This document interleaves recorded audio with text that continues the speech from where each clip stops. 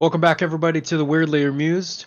We have the second half of the Innistrad block. We've got Crimson Vow for you today. We're going to do, another set review. We're going to tell you what we're like. We want to hear what you like. And Noah's worked very hard on this. He's been letting us know. He's been very convincing. There's been a couple things that I've looked at, and Noah's been like, no, let me explain. And so I'm excited about this. And we got our other host with us today, Ben. I know he wasn't here for the last review, but he wanted in on the review this time. So we're gonna go ahead and go over the review with you guys. And Noah, go ahead and lead us off with some of the new and old mechanics. All right, so Crimson Vow, it's the second half of the Innistrad block. It's the wedding between Olivia Voldaren and Edgar Markov, and they're bringing some weirdness to the set, we'll say. A little bit. First off, we have three new mechanics, and then one returning mechanic. The returning mechanic is Exploit. When this creature enters the battlefield, sacrifice another creature. Actually, not even another creature, just you may sacrifice a creature. So it can sacrifice itself if need be, and then they do things. Cool. It's in the blue-black half of this one, so the zombies do it a lot. But the opposite of that, we have three new mechanics. We have blood tokens. They are artifact tokens with pay one, tap it, discard a card, and sacrifice this artifact to draw a card. So some looting that you can go ahead and just spend for later on. Not too bad. Could be worse, could be better. Not a whole lot of synergy in the main set for some reason, but everything that's a vampire seems to make or have some minor buff with blood tokens. I'm not sure what they were trying to do there. But opposite of that, though, we get training. Whenever this creature attacks with another creature with greater power, it gets a +1/+1 counter on it. So you attack with a 1/1 and a 2/2. The 1/1 has training. The 1/1 is now a 2/2 when they both attack. Pretty self-explanatory. And then last one is the cleave mechanic. This one's a little weird. It removes words from the text boxes of cards. So, for example, Wingportent. 1 blue instant, draw a card for each creature, brackets, with flying you control. And the cleave cost is 4 green and a blue. And so if you cast it for just the 3 mana version, you're drawing a card for each flyer you control. If you cast it for the 6 mana alternate version, then you're removing the with flying part, and you're drawing a card for each creature you control. So it has its upsides, it has a lot of downsides though. Typically the cleave cost is a lot higher, or it's just awkward coloring than the regular pricing, and sometimes it's just not worth it. But there's a couple of notable exceptions, which we'll get into. But for the most part, it's a fun gotcha mechanic. It gives a lot of versatility to some cards that probably otherwise would not see play. And it's kind of touching back on Overload, but like not necessarily being as busted as Overload was, because a lot of the Overload cards were really good. I mean, Psychrift, Vandal Blast, is that what it's called? Yeah. Yeah, and then sometimes you see play with that Overload counter spell, which honestly should be played more. That card's incredible. And so it's kind of like a tamer version of Overload is pretty much what I think of. It's like, hey, look, it's Overload's little brother. He's in town. Yeah, a little bit. Similar idea, but we'll see how it ends up in the long term. I think it's just going to be one of those like middle of the road abilities where they're not bad, but they're not really that good. Yeah, I mean, both of them are versatile in their own ways. If you've, with like we were talking about the Wingportent, if you've got a lot of creatures with flying, paying 3 mana for it's probably the better way to go. I think what they did to make it more tame was putting the other colors in it, because that card, if it was 2 blue and 4, awesome. Absolutely awesome. Every single blue deck could run it if they're a creature deck with blue, but they threw that blue in there, so you have to throw it in a Simic type deck. So like Chulane's gonna love this card for sure. Oh yeah. Yeah, I mean any deck that runs creature tokens in blue and green is really gonna like this. Yeah, and it is those colors too. Those colors are the blue green colors in order to be able to, get more tokens. And we've seen a lot of commanders come out recently that have that. Ben runs Xeris. There's that guy that whenever stuff enters, it enters as copy. So they've been definitely giving a lot of support in those colors. So it's not bad, but I think that's how they made it not broken. It's got to be thrown in those decks, yeah. Yeah, they definitely nerfed it appropriately, didn't shoot it through the moon. But that being said, let's get back into the actual set itself. Ben, you want to read the first one off? So we've got Faithbound Judge, that also flips over into Sinner's Judgment. So this one says, Defender has Defender, Flying, and Vigilance, and is a 4/4. And at the beginning of your upkeep, if Faithbound Judge has 2 or fewer Judgment counters on it, put a Judgment counter on it. And then if it has 3 or more Judgment counters on it, it can attack. So it loses its Defender clause. And then when you flip it, when you disturb it from the graveyard, it has enchant player, and at the beginning of your upkeep, put a judgment counter on Sinner's Judgment. Then if there are 3 or more judgment counters on it, enchanted player lose the game. So it's an alternate win con. Yeah, I really like this card. White has a way of just deleting a player now. A little slow, but it's really effective. Always fun. Yeah, I mean it's definitely something that I could see going in like Atraxa, because it gets those counters on it. You can proliferate the counters and speed it up a little bit. Oh yeah, definitely. Now you have to wait till the beginning of your upkeep to have the lose the game clause trigger, but honestly, that's not that hard. No, because nobody's going to remove this except for the person it's attached to. So I think it's a pretty safe cleared. Yeah, and enchantments are usually one of the harder things. The least amount of enchantment removal is usually played, so chances are pretty high. I mean, sure, a lot of Beast Withins out there and everything, but typically nobody really has them on hand most of the time. Yeah, unfortunately, the new Curse Commander is Grixis colors, so we're not going to be slotting this into that one. Well, even then, the Curse Commander can't see this because anywhere but the battlefield, it's Faithbound Judge. Fair. But on to the next one, we have Cemetery Protector. 2 white for a 3/4 human soldier with flash. When it enters the battlefield, exile a card from a graveyard. And when you play a land or cast a spell, if it shares a card type with the exiled card, create a 1/1 white human creature token. Which I think is really good. Mm-hmm. This might as well just read Landfall, make a 1/1 white human creature token. Yeah, awesome. Most of the time, you're going to just play it safe and just hit a land. I mean, every once in a while, you can hit a card that's a problem card. Sure, great, you got rid of a problem card, but yeah, I'm going to go for a land if there's no problem card. Somehow I will figure it out. And it's from a graveyard, so if you have to, you can do it from your own as well. Absolutely fantastic. Like, this landfall human tribal I'm interested to see that card. I think it's really good. It's also got good power and toughness too for a 4-drop. So 4-drop, 3/4 flash, and landfall make a whole bunch of tokens. That's a really good card. Like a really good card. Yeah, I don't see this card being a bad card at any point in the game. Oh, cool. Your opponent's going to go cast their Underworld Breach or start a graveyard reanimation loop. All right, well, this stops that. Oh, I don't have anything I want to stop in this game, but I need to get some bodies on the floor. All right, I'm going to play this, exile your fetch land or exile my Evolving Wilds. Bada bing, bada boom, off to the races. Let's make some bodies. Very good. Yeah, one of the better cards that I think I could name from this set, personally. Yeah, it's good that they didn't give it legendary. So, continuing on with the white trend, this is the last mythic that we have on the list. We've got Savior of Ullenblock. He is 2 white and 1 colorless human soldier who has the new mechanic training that we were talking about.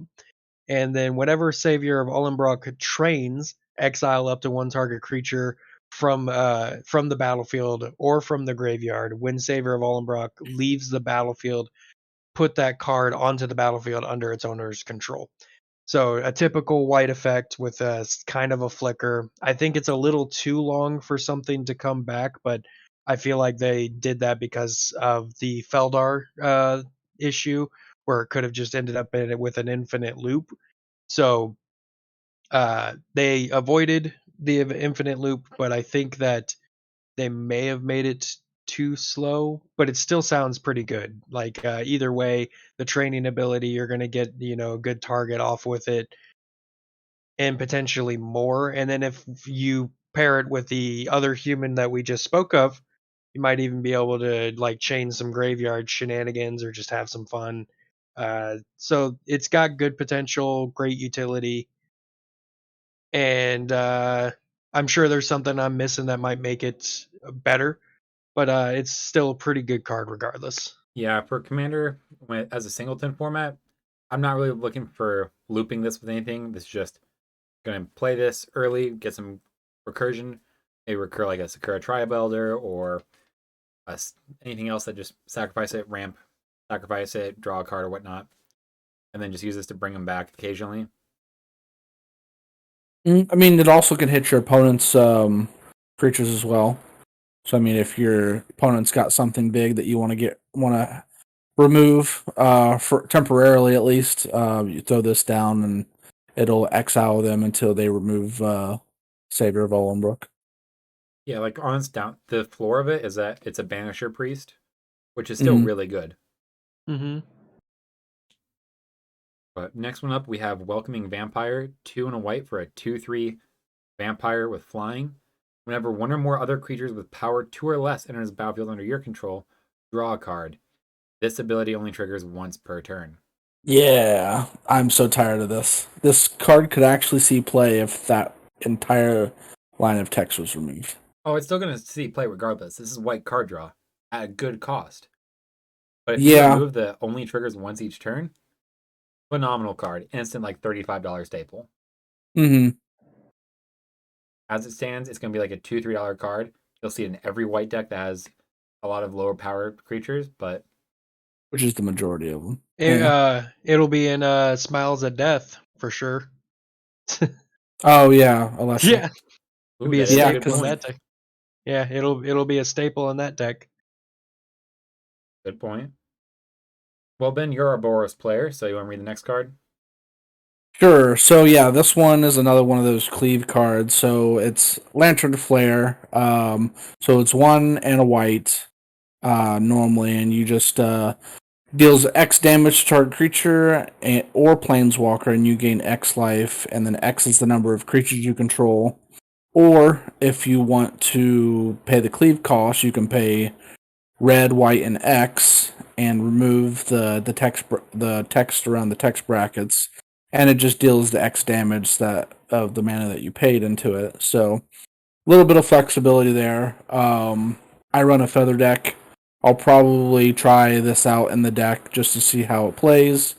But overall, it's a decent card. And can get rid of some pesky creature with some targeted removal. It's basically your average X burn spell with some upside with the life gain. So what does it do if you don't do cleave? So you do X. Equal the number of creatures. Yeah. Sorry. X damage equal number of creatures you control. So let's say I have 5 creatures and Oh, cast it for 2 mana. Yeah, I was 5 reading that damage. wrong. That sounds like it's almost better to not do cleave though. It depends. Like if I have like Yeah. 45 mana, I'm sinking everything into that 45 mana to gain 45 life. It's instant speed, so instant speed X burn spell is pretty nice.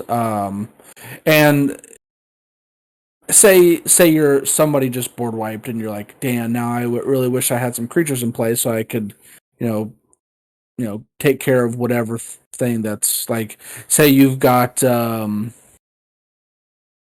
just what's that wizard? X'd Ugin. Right. Mm-hmm. Well, what's that wizard that you play, Dakota, that enters the battlefield and bounces all non-wizard, non-giant? You trying to come after Cyclone Summoner? Yeah. Yeah.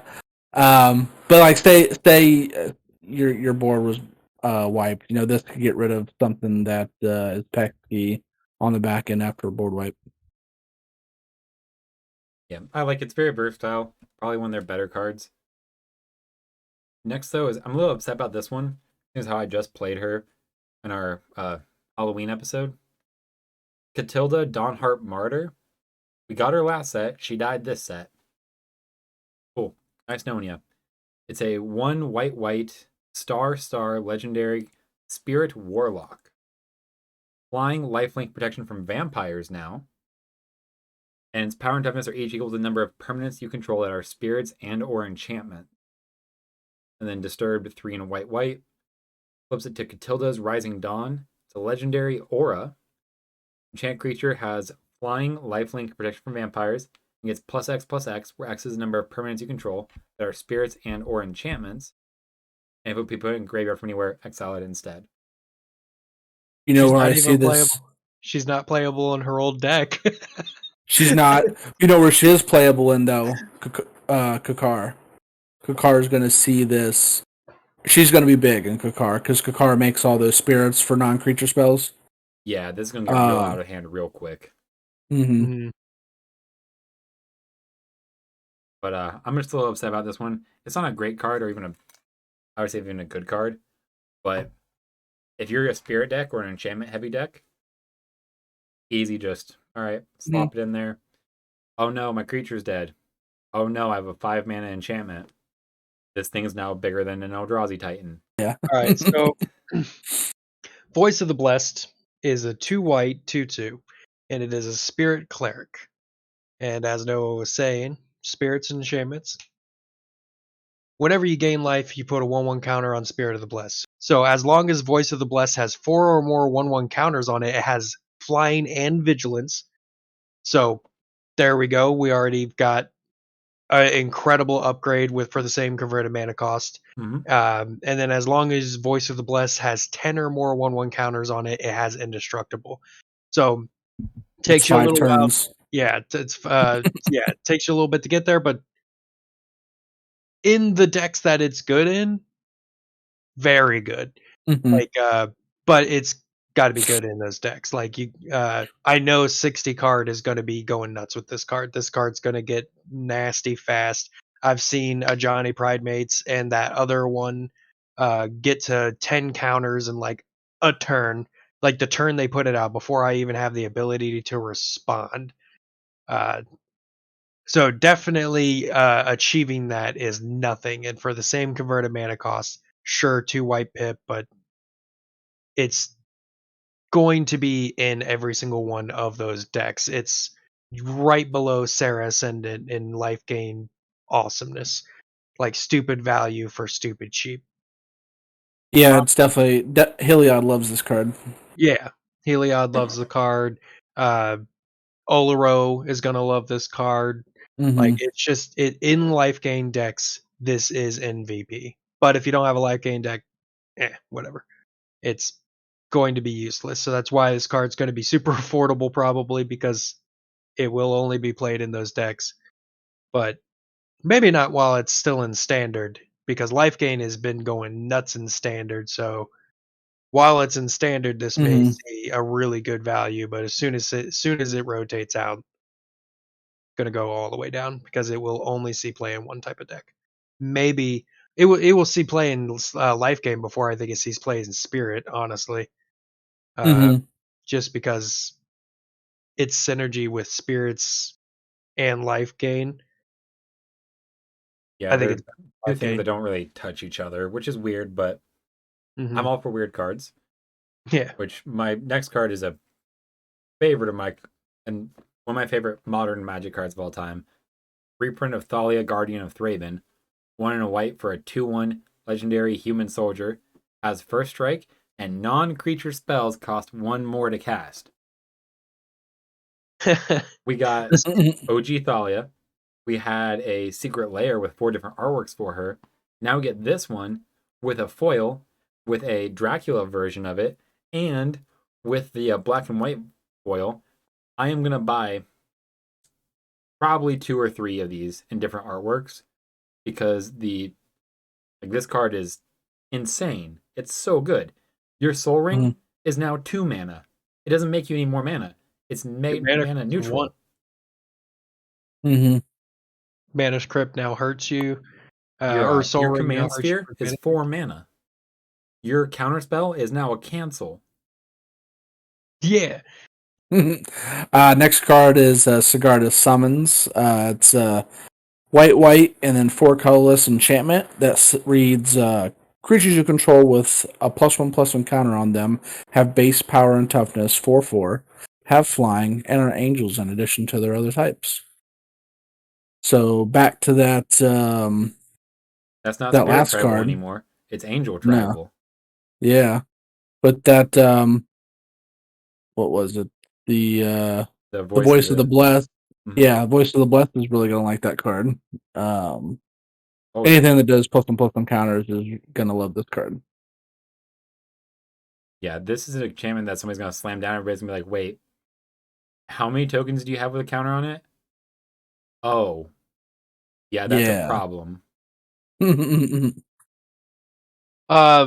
Shall I voice a plenty or the angel that's a commander makes everything else hexproof except for herself?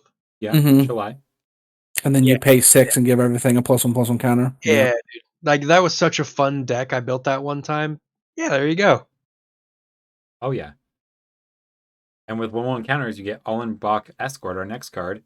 Single white mana for a 1/1 with Vigilance, human cleric. You can sacrifice it though, and target creature you control with a +1/+1 counter on it gains lifelink and indestructible until end of turn. Usually, Simple. when you sacrifice to give something an ability, it's only one, and it's kind of okay. But lifelink and indestructible on the same body, that's Mhm. pretty good. That might be the best protection creature we've seen in a while. It does still require it to have a 1/1, so you have to play it in the deck that gives 1/1s or like have the ability to do it. Oh There's a few of them. no. Yeah. Okay, control with the 1/1. I read it wrong like 3 times.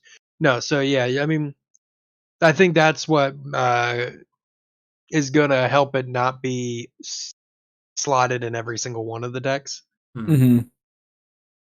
But the deck that But it's yeah, in is going to be like, okay, I have to have 2 removal spells for that creature, or I have to have 2 board wipes. It's just Yeah, it's going in the life gain decks for sure. you were going to kill my creature. Now I'm going to kill yours and gain life from it. Way to go, nerd! Take that. Yeah. gain life, have a creature still. Everything's good. Yeah, I But can dig it. we got 2 more cards for white here. Ben, you want to round us up on the next one? Resistance Squad is a 1 white and 2 colorless for a 3/2 human soldier. It says when Resistance Squad enters the battlefield, if you control another human, draw a card. So a little more white card draw. Mono white card draw. Take my money. Yeah. Take my money. Yeah, it's a very bad card draw, but white has one of the primary colors for flickering. Yeah. Yeah. Yeah. So if you got a human and this, you flicker it and draw a bunch of cards. That's the game plan. Eastwall Shield Basher. This card is pretty good. It probably would be better with Flash, but it still is a human soldier 4/2 for 4 mana, so not too bad. And whenever Eastwalled Basher attacks, you may pay 1. If you do, it gains indestructible until end of turn.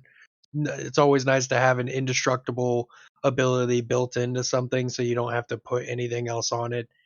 Um, and then if you don't need it, you don't have to pay it.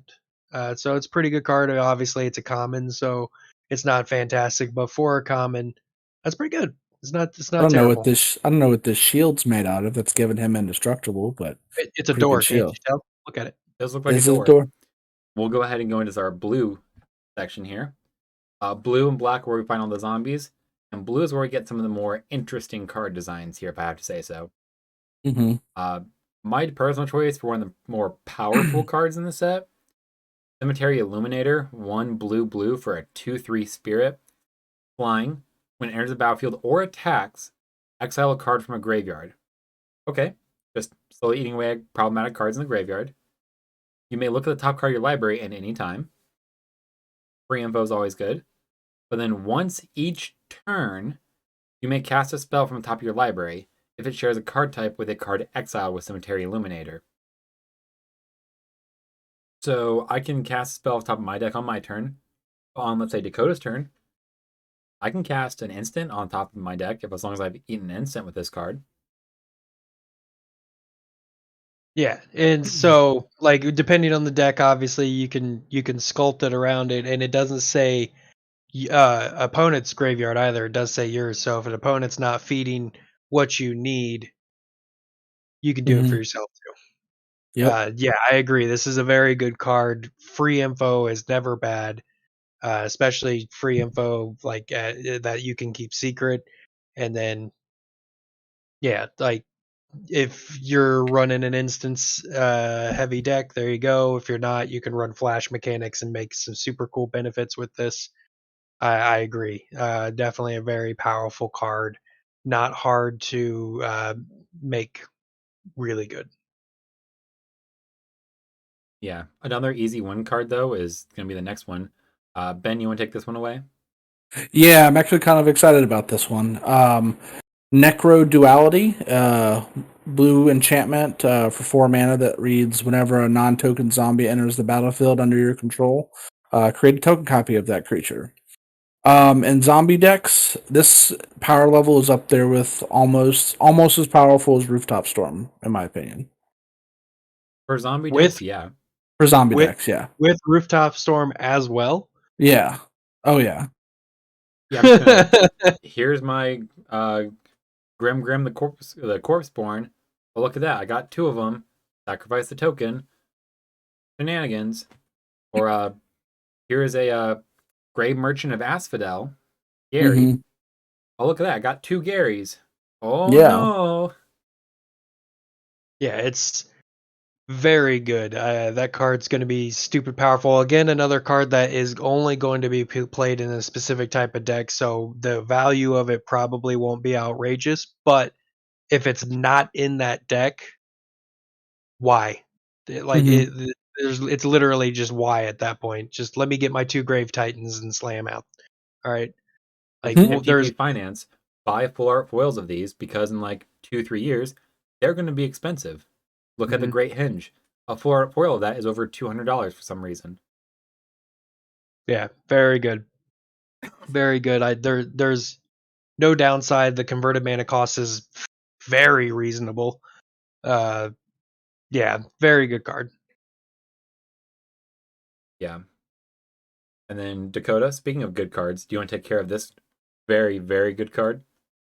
So this card is going to be fun, and I'm excited to go over this because future information, someone who you know might be getting some Kraken shenanigans, might build an old ones deck, and we are going to now realize that the boat that Hullbreaker was on has been torn apart, and now we've got the Hullbreaker horror. 5 colorless and 2 blue, which typically 7 mana sounds hard. It's got to be really good for you to want to cast that. It's a 7/8 with flash, which is pretty nice. But don't worry, it can't be countered.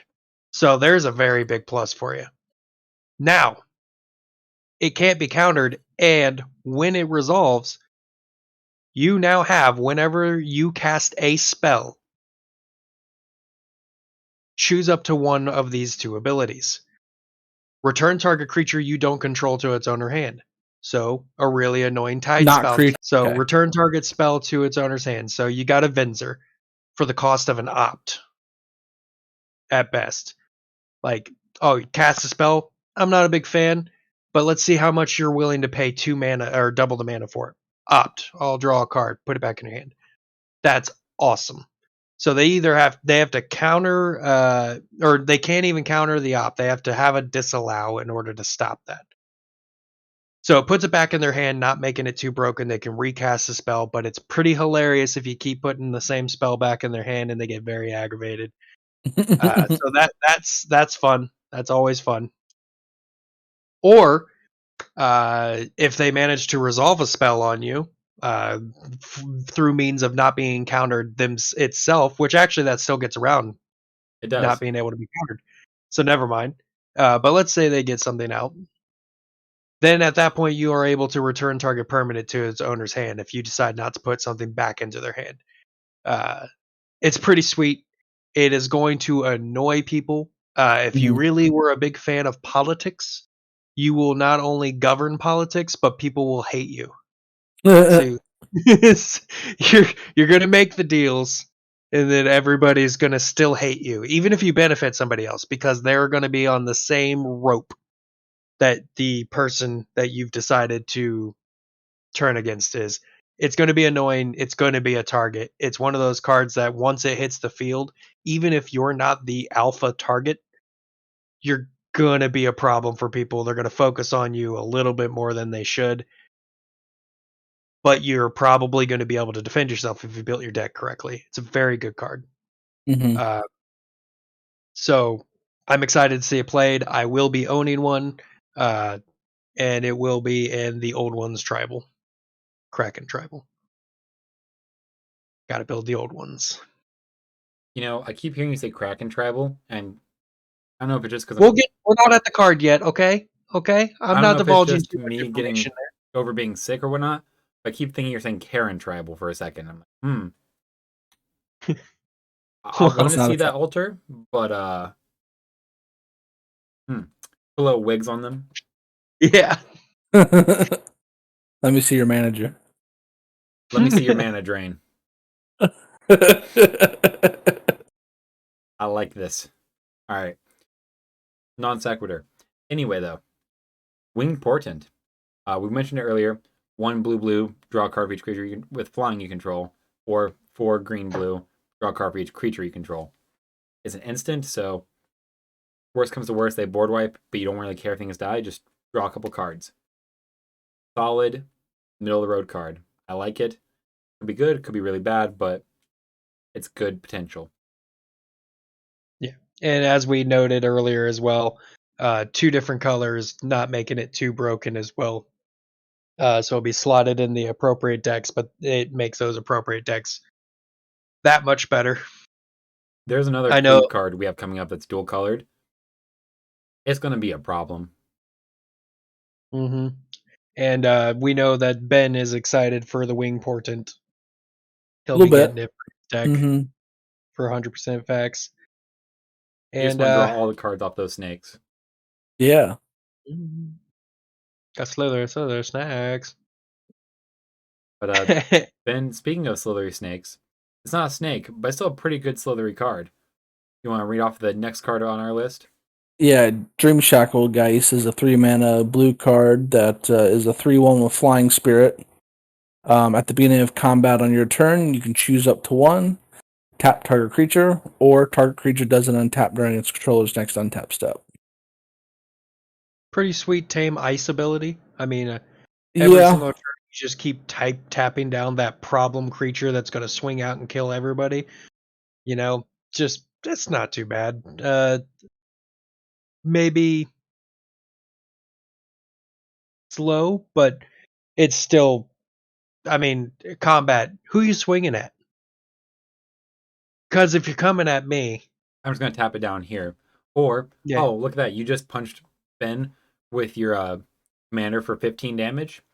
Let's have you not untap with your commander for a turn. Exactly. Yeah. It's definitely a good governing card. Definitely a good keep the game lasting longer. So fun card.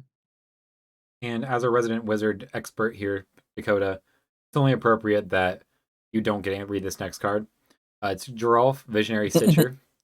2 and a blue for a 1/4 legendary creature, human wizard. Zombies you control are flying. Pay a blue, tap him, sacrifice another non-token creature, create an XX blue zombie creature token, where X is the sacrificed creature's toughness. Zombies were already annoying.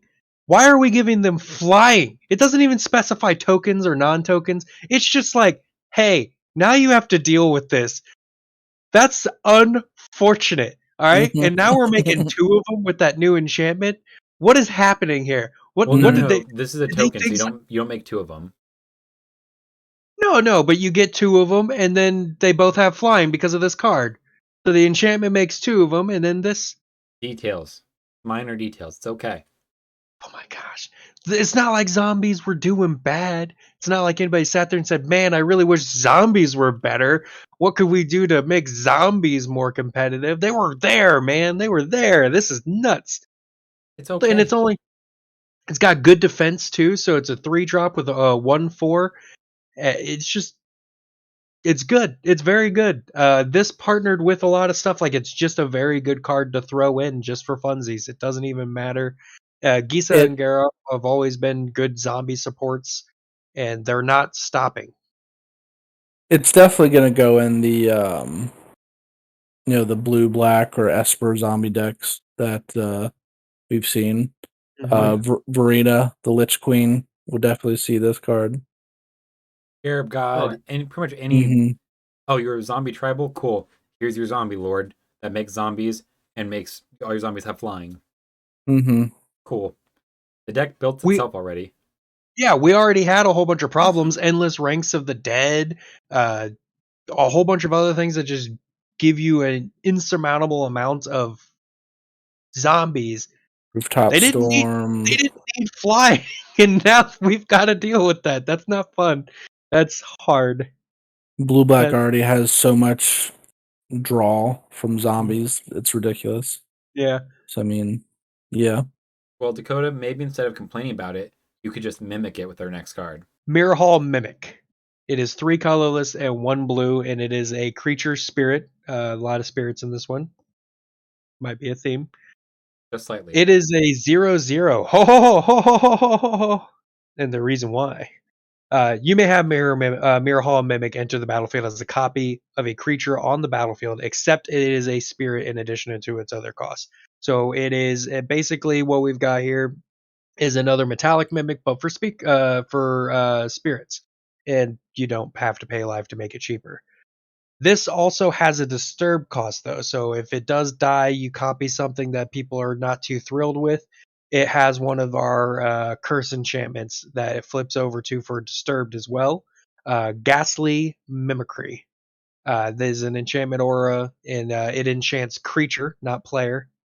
So at the beginning of your upkeep, create a token that's a copy of the enchanted creature, except it's a spirit in addition to its other types.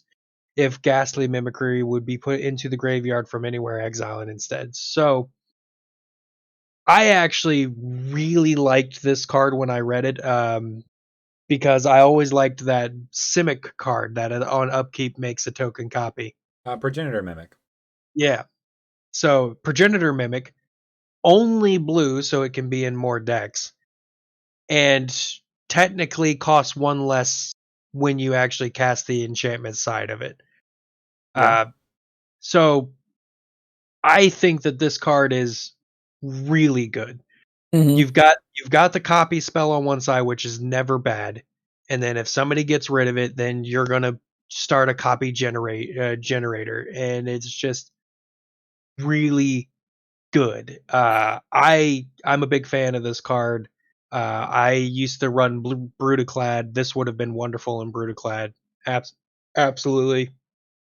Uh, yeah, I don't see any downsides. It's obviously not broken, but there's no downside to this card in my eyes. I mean, you are stuck with whatever you decide to pick. Let's say, oh, I want your Grave Titan. Cool. But then Ben plays a Blightsteel Colossus. One of these is clearly better than the other one, Uh, but I guess I'm stuck with a Grave Titan. I'm not opposed to getting 10 power every turn either way. But you'll die in 2 turns from the Blightsteel Colossus. Semantics. As we would be very well aware of if somebody, died to a Blightsteel Colossus. It also, if you've got something that has an enter the battlefield trigger, like the aforementioned Grave Titan or even Sun Titan. Sun Titan would be great with this card too. That's disgusting, and I'm all for it. Yeah. I want to recur all the Steves, all the fetch lands, all of the 1 and 2 mana creatures I just sacrifice to draw a card, or all the commander spheres. So much card draw. Super good. This next card, I'm so upset it's not instant. I can't even describe. So there's a reason why. Oh, of course, because it's awesome. But I love my. Also 4 mana Dakota. So is Mana is Aether nothing. Eye. I'll explain this card because this one is a very near and dear card to my heart for one of my decks. Consuming Tide is 2 blue for a sorcery. Each player chooses a non-land permanent they control. Okay. Then return all non-land permanents that were not chosen this way to their owner's hand. Okay. Then you draw a card for each opponent who has more cards in their hand than you. Now, that last card bit very rarely will that ever come up. Somebody's probably going to have Tide, or you'll have the most if you're casting this. You're using this as a mass removal spell, unless you're playing one specific deck. And that's Joyra Weatherlight Captain. I knew that's where you were going. We already have an instant version of this called Paradoxical Outcome. That draws our deck. Draws our field, draws our deck. Keep going. This is Paradoxical Outcome 2.0. It's not as good, but it makes our opponents pick up their stuff too. So, okay, you want to try and stop me from winning the game with this card? Pick one card on your battlefield that can do that. You can't? That's a damn shame. Yeah, but I love Aetherize effects, and I would have loved for this to have been instant because there's nothing funnier than somebody using their entire turn, and you're like, nah. And it's the same mana. We could have done it. We could have done it. We could have done it. Nah, you don't need I it. guess this is each player, and that's why it's the problem. Because a 4-drop Psychrift would have been pretty bad. Yeah. Yeah, you gotta have some reasonable expectations there, Dakota. Yeah. I'll put it in Elsha the Infinite. Oh. Yes, sir. I'll put it in Elsha the Infinite. See, now you're thinking like a CEDH player. Oh man, that's nuts. That's horrifying. You're not drawing cards off of it. You're just replaying your deck again. Mm-hmm. That Mana Crypt I've had tapped already? Yeah, let's untap that. Untap the Mana Vault. Oh yeah, so good. So good. Yeah, I'll definitely own one of these. I hope they have a full art because I like it. It's a rare, so it should have a full art foil. Yeah, it should. But speaking of some rares, Ben, you want to pick up on the next zombie friend we have?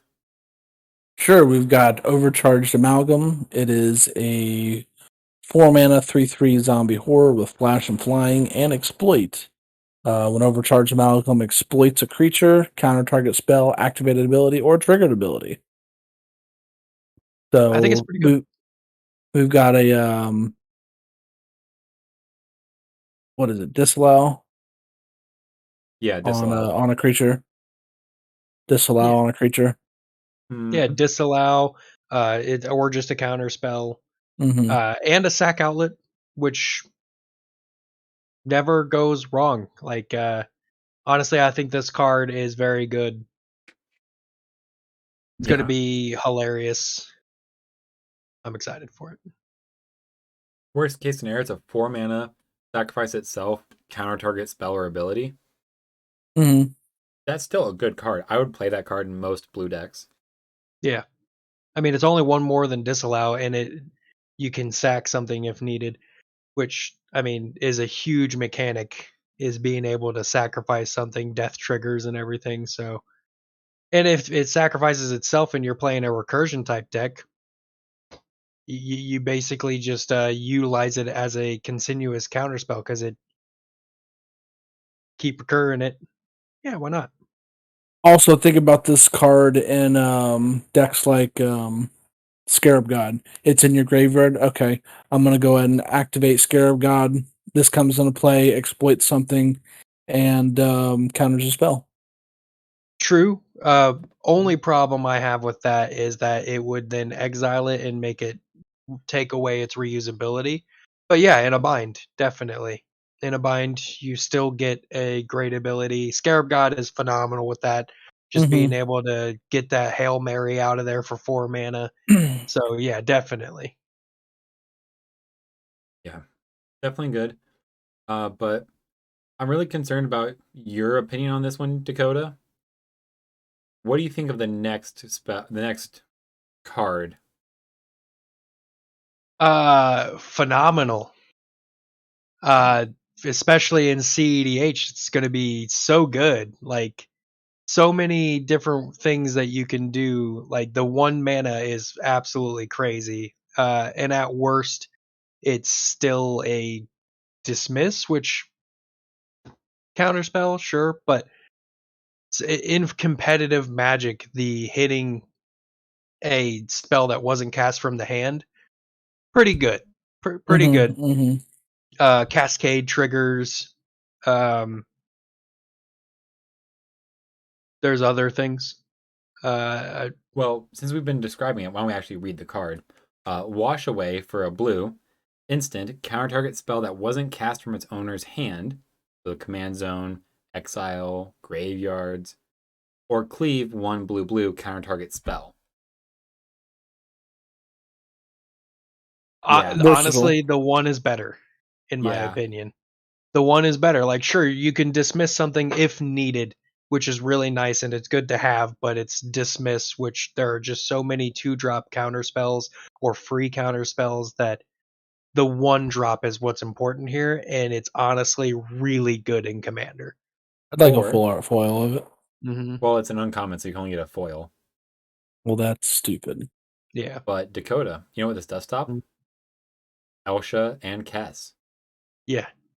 Real quick. Yes. I'm gonna put this on an Isochron Scepter. Ugh. That's Ugh. Dude, funny. it's just so good. It's just like in competitive Magic, this will probably be in every single deck. Oh yeah, Uh, I'm buying at least.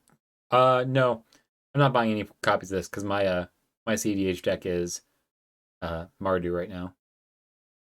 Fair enough. I mean, you could still just own it. It's not like it's going to cost that much. Yeah, but I don't think I'll actually ever end up buying it. I will. I will. It's just so good. It's just so good. One drop counter the commander. That's if that's the worst thing that it does, that's freaking hilarious. Absolutely hilarious. Oh, you were gonna have a turn 2 commander? No. Awesome.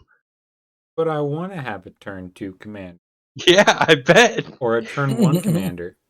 Turn 1's a little harder to beat. I'd have to have Gemstone Caverns or some sort of way to make mana. It's fine. If we were winning on turn 1 with Flash, you can counter on turn 1 with this.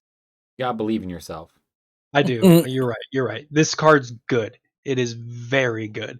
It is very good. I think this might be one that they didn't realize how good it was going to be or how important it was going to be. But in competitive Magic, I think in casual, it may not be great. Again, it's still 1-drop counter the commander. But in competitive Magic, this is absolutely devastating. It's probably going to be in most decks. I like it. It's a fine card. It's never gonna get banned. So buy your copy. You'll Mm-hmm. be okay. But since you skipped over reading that one entirely, you want to actually read the next card? Sure, and actually, I'm glad too because this one I'm actually excited for personally because I run a couple of these, and I don't know if this is a new card or if this is a reprint, but either way, I've never had it before. I've got the other ones, meaning and all of Knowledge. that. Thirst for Discovery is 2 colorless and 1 blue. Instant speed, draw 3 cards and discard 2 unless you discard a basic land card. The basic land is a little annoying. Still making it to where if you have multicolor deck or something, it's going to be harder. Actually, I did not read the basic land before this because I don't read. And Reading the card you've got explains the six card. islands in the deck. yeah, so it's a little bit worse than I initially had thought. I was really excited for the fact that it was just land, but they had to say basic.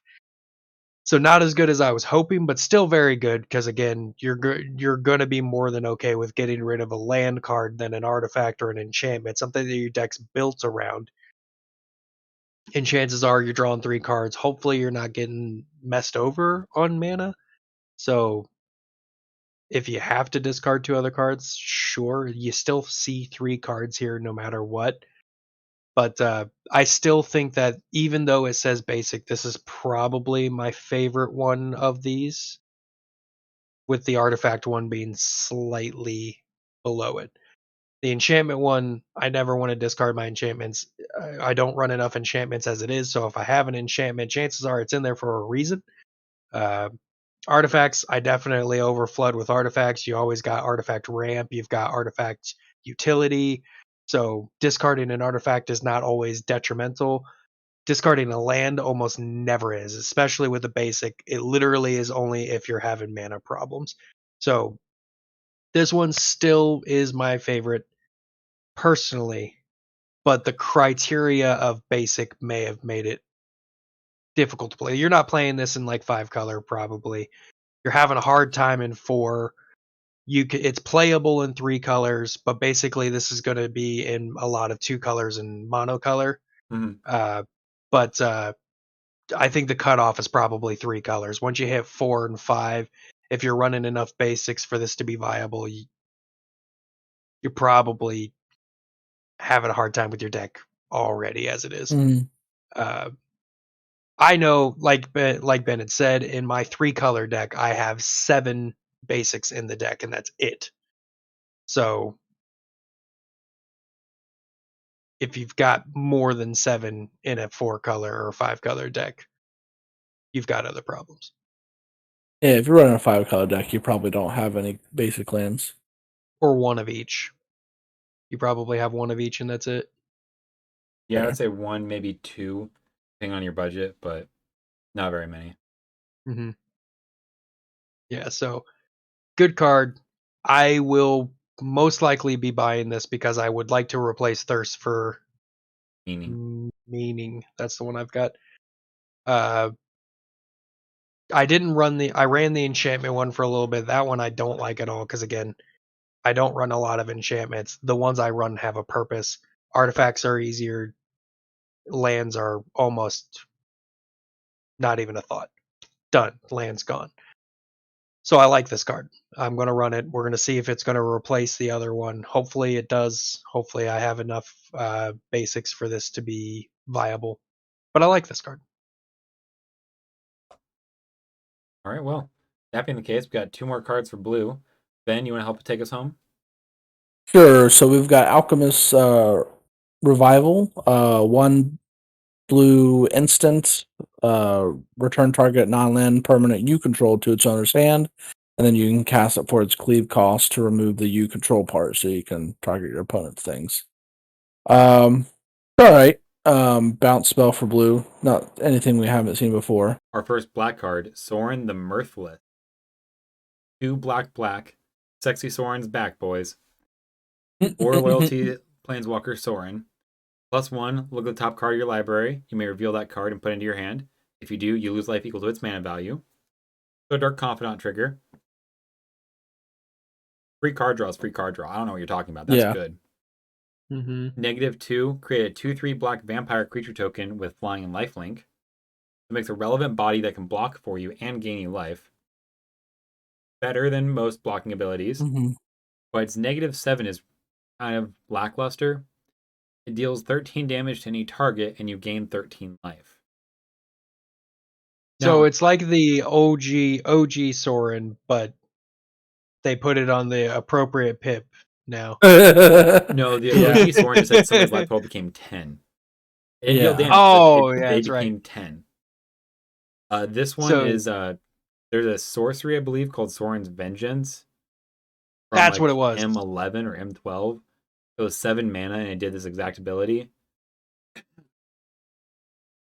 In Commander, if you get it off, cool. That's a standard ability. You're not popping that off usually in Commander. Commander, it's the +1 and the -2 all day. Pretty much, yeah. He does kind of look like Alucard. Yeah.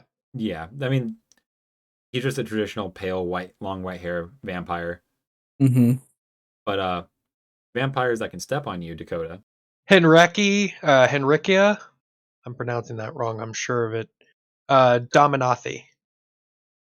She is 2 black and 2 colorless, a legendary vampire, mythic. She has flying, and at the beginning of combat on your turn, choose one that has not been chosen. Each player sacrifices a creature. You may draw a card and lose a card, so instead of everybody drawing, it's just you. And then the last one is transform Henrika Dominathi. On her alternate side, she is a 3/4 flying, death touch, and lifelink. And then she has an ability that if you pay 2 black and 1 colorless, each creature you control with flying, death touch, or lifelink gets +1/+0 until end of turn. Pretty hot. Legendary, so it can be the commander. However, it's probably gonna go in an Orzhov deck, most likely. I mean, it's probably going into Edgar Markov. Maybe. Yeah, it could go in a lot of different decks, but life gain, that's pretty sweet. It's not bad at all. Not bad at all. It's shit. What's the name of that card? It's a better Vampire Nighthawk. That's what I was gonna say. Vampire Nighthawk. Yes, and it actually buffs Vampire Nighthawk too. Mm-hmm. Yes. So it's pretty sweet. You could run her as an individual, but I don't know. I guess there's a pretty decent amount of 1-drop lifelink death touchers and some lifelink death touchers in mono black, so you could make a pretty sweet mono black deck with this. Yeah, death touch is its primary colors are green and black, so you can just run this as a mono black death touch, mono black flyers, mono black lifelink. Yeah, but we've also got that other Vampire Nighthawk that just came out in Zendikar Rising. Zendikar, yeah. That its power is equal to the number, equal to the different cards in graveyards. Mm-hmm. Yeah. So could have a pretty spicy Vampire Nighthawk tribal. Yeah. But it's pretty sweet. Definitely think this card's better in the 99 for support with those decks. Oh yeah. But if you run it, it's still not bad. Like either way, yo. This bumps flying. You know what else has flying? Fucking zombies. All your zombies. And it pumps the zombies too with the flying. Oh my gosh. Stupid flying zombies. They didn't need it. They were already so good. Like, even that terrible decay mechanic that they realized was so bad that they didn't bring back was still doing really good in standard for a little bit there. Yeah. Like, zombies are just good. They didn't need to fly. Now we're going to slap some wings on the back of them and let them take off. All right. And then, so we have another card that Ben probably should read because he's been pretty excited for this ridiculous It's our one hope against the zombie apocalypse. I mean, it's all right, but it's Toctril the Corrosive. It's 7 mana, 7/7, and at the beginning of each. Oh, he's a slug horror, by the way. At the beginning. At the beginning of each end step, put a slime counter on each creature you don't control. Creatures you don't control get -1/-1 for each slime counter on them. And then whenever a creature you don't control with a slime counter on it dies, create a 1/1 black slime creature token, and then you can pay black and a blue and sacrifice a slug to draw a card. So, a lot of stuff. All of it's good. It is all good. But I don't know how many slugs there are in Magic, so that text is like, I gotta figure it out. I'm excited for Ben to make this deck, because Ben is wanting to make this deck. I think it is absolutely hysterical, because without that slug part at the end, this is still a really good card. Yeah. Everybody's end step, they're getting slime counters, so tokens are doomed. You're never getting 1/1 tokens, alright? It's just going to slowly pile up. It's only on opponents. This card is so good, like, as itself. But then they want to promote you doing slime tribal. And I have to find out what slug tokens there are in Magic the Gathering because this is a ridiculous card. Now, if one of these altars does not come out in the woodworks for this card, I'll be very disappointed. I need a Toxriel card that's Bill Murray saying he slimed me, and I need custom slime tokens that are just Slimer. And you just put them on people. That's all I want in life. If you are an altar artist and you see this, or you know somebody who is, please. The universe needs this. But continuing on, we have more of Dakota's favorite cards ever, Zombies. Graph Reaver, 1 and a black for a 3/3 zombie warrior. Exploit, when it exploits a creature, destroy target planeswalker. That's pretty good. At the end of your upkeep, it deals 1 damage to you. Exploit itself? Yeah, it's a 2-mana destroy target planeswalker. That's a good or card. Creature. It's creature or planeswalker. Nope, just planeswalker. It says it exploits is a just creature, destroy target planeswalker. Yeah, my bad. My bad. Wasn't reading. But yeah, no, 2-drop, destroy planeswalker. So it's only gonna kill a planeswalker, but you know what? There are planeswalker commanders. 2 mana to destroy a planeswalker. Yeah, it's decent. Yeah, like that's you're in black and you need planeswalker removal. Here you go, and it's a body you can recur later on. I think black has the most planeswalker removal though already, so yeah, Elder Spell. It's the removal color. Dakota, you want to tell us about your favorite Sleepy Hollow resident? Yes, I'm actually really excited about this. That we did get the headless rider. Sleepy Hollow, obviously loved it. Darn you, Ichabod. 1 black and 2 colorless. We've got a 3/1 zombie, and whenever headless rider dies or another non-token zombie you control dies, create a 2/2 zombie creature token. So for 3 mana, doesn't have decay. rot Yeah, or decay. they got rid of that stupid decay mechanic because they realized it was stupid. Yeah. But yes. So we are making tokens, and honestly, if you recall Graveyard Shenanigans with zombies, doing the infinite loop with Gravecrawler. Yeah, Gravecrawler. Yeah, so there you go. Now you get an extra benefit from that. That's nuts. I'm going to completely fill my field with infinite zombies now. That's stupid. If you've got that enchantment that makes double, you get infinite of tokens of this and infinite tokens of Gravecrawler.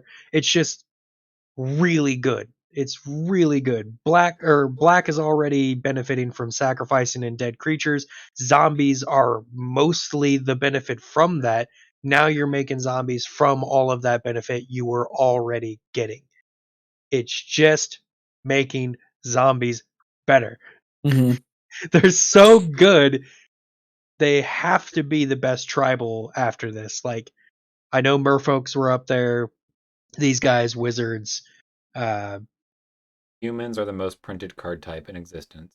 Yeah, and humans. That's the other one I was thinking of. Yeah, those 4 right there are like, as far as tribal goes, they're doing it.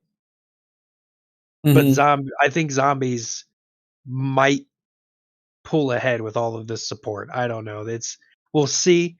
But like this right here is just nothing but value for 3 mana in a zombie deck. Just absolutely gonna benefit from all of those. Crazy. It's just so good. So good. Yeah, it's so good. Honestly, this is probably one of my favorite zombie cards. I know the other 2 are better, but just I love weird shenanigans, and this is how you get weird shenanigans. Is this card right here? Well, then you have to go work for Wizards quality control because weird shenanigans are afoot there. They let this card slip through with a very key error. Blood Vial Purveyor is a 2 black 5/6 flying trample. Oh I did not look at the power toughness. 4 mana 5/6 flying trample. That's a boy. Whenever an opponent casts a spell, that player creates a blood token. Okay, giving your opponent card draw is kind of bad. However, Whenever Blood Vial Purveyor attacks, it gets +1/+0 for each blood token defending player controls until end of turn. They forgot the until end of turn clause on this. They announced like 3 hours after it got spoiled. Oh yeah, it's supposed to be until end of turn, by the way. So it doesn't matter. It's still a 4-drop 5/6 flying trample. If you didn't put any of the other text on there, that's still an incredible card. Yeah, this guy is going to punch you real hard, real quick.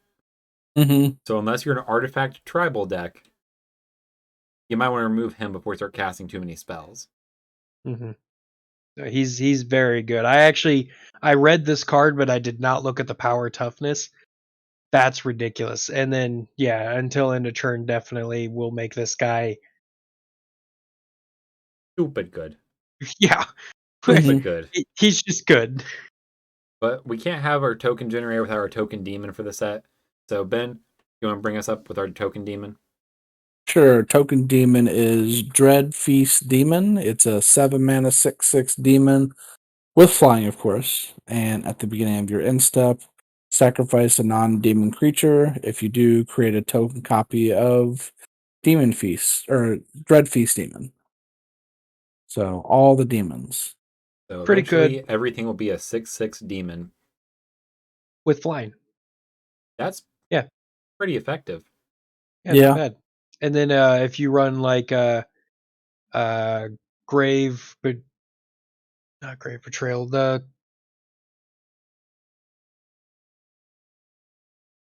I can see the wheels turning in your head. when you sacrifice a creature, all opponents sacrifice a creature. Dictate of Erebos. Dictate of Erebos, That's Grave one. Pact. There we go. Those two cards, you run those types of decks, this is really good because you're getting a sack outlet that's still benefiting you and taking out your opponents as well. So definitely could see some really high hardcore value there. And the picture is awesome because it's like one of the biggest pictures that clearly shows you exactly what you're getting. Mm-hmm. He's just a Straight demon up. throwing a dude to another demon. Yeah, just straight up. No messing around with this artwork. They're like, we're going to tell you exactly where it's at. You don't have to look around at all. So, very fun card. I think it's going to be pretty good in those types of decks.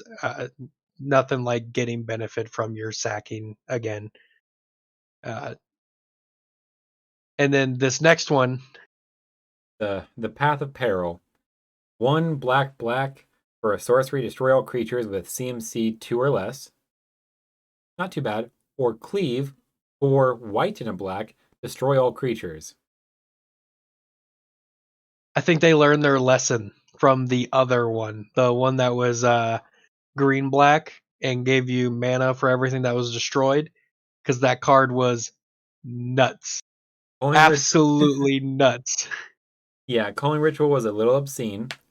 Because for just 1 mana more, you got a lot of mana back. Mm-hmm. This is just a very picky. Okay, there's a lot of small stuff I want dead, but not a lot of big stuff. I'm just going to kill the small stuff. Or I have a bunch of angels and they're really big and buff, but you have a bunch of little guys coming up the ground. How about I blow up your little guys and then swing with my angels? Yeah. And then they made it to where it partners with white instead of something else. So they definitely made this card not. Because honestly, if they would have made this mono black, it still would have probably seen competitive Magic play because everything in competitive Magic is 2 converted mana costs or less. Just about. I mean, you would still. So this only destroys creatures. So you'd still just run Calling Ritual over this to hit the mana rock. Yeah, of course. I'm just saying it's a another card that can kind of do the same thing. And I mean it's still hitting all of the mana dorks and everything, so it's not terrible. It's not nearly as busted as Calling Ritual. Calling Ritual was absolutely stupid. I've only cast that spell one time. I wish I had it every game because that card is ridiculous. This card is definitely a far more tame Calling Ritual. I think it could still see decent play, like in the decks that don't have the ability to play Calling Ritual. Why not throw this in there? It's still going to hit a lot of the mana dorks and everything, which is pretty heavily played in Commander. It's not terrible, but luckily it's not busted, and it's a very playable card. Either Yeah. way. Yeah, but continuing playable cards. Ben, you want to take a look at this beautiful, beautiful vampire we have next? Sure. So we got it on the double face card. It's Voldaren Bloodcaster into Bloodbat Summoner. So the front side is a 2/1 vampire wizard. Flying. Whenever Voldaren Bloodcaster or another non-token creature you control dies, create a blood token. And then whenever you create a blood token, if you control 5 or more blood tokens, transform it, and it becomes a 3/3 vampire wizard with flying still. And then at the beginning of combat on your turn, up to one target blood token you control becomes a 2/2 black bat creature token with flying and haste, in addition to its other types. So, another way to get value for your blood tokens is have them all become 2/2 flying bats. With Yeah, haste. and you can still sacrifice them. Yeah, they're still blood tokens. They just become creature blood tokens instead. Mm-hmm. Next up, though, we have a downshift from black, from rare to uncommon. It's Hero's Downfall. 1 black instant. Destroy target creature or planeswalker. This is kind of like the OG Doomblade for planeswalkers. Mm-hmm. If you don't already have one, just grab one. It's gonna be good either way. But I love the art and the flavor text on it too, because it's yes, basically Odric becoming a vampire. and they spoiled this like a day before Odric's card actually got announced. They built up so much hype for Odric, and then he does nothing. Yeah, he's butts. New Odric I was not a is big fan. terrible. I'm so upset by it. Mm-hmm. Well, Ben, we're now in your favorite color, and we have your favorite planeswalker. Let's go It ahead and kick it is. off with your friend. Well, we've got the best name for Chandra that they've ever printed. Chandra, Dressed to Kill. Yes, and I'm putting the correct artwork here on the slide show that you guys are seeing on YouTube. I hate this art. You hate the Personally. big dress? No, this isn't the big dress. Oh, you hate the art I put the regular one because I Yeah. goofed up. I was in the middle of work when I built this, and then I got back. I was like, "Oh, that's the wrong artwork. You're dressed to kill. You need to be the dressed to Yeah, kill." he's a artwork." ball gown. Yeah, that with flames coming off of it. I love that artwork. But getting into the card, she's 3 mana, so getting into the fact that most 3 mana planeswalkers have always been pretty decent. 3 mana, 2 +1s on this one, so it's +1. Add 1 red mana, so you're already getting 1 red mana back off of it. So, 3 mana, getting 1 red mana back, and then she deals 1 damage to target player or planeswalker. So not great. The other one is +1. Exile the top card of your library. If it's red, you may cast it this turn. And then exile the top 5 cards of your library. You may cast a red spell from among them. This turn, you get an emblem with whenever you cast a red spell.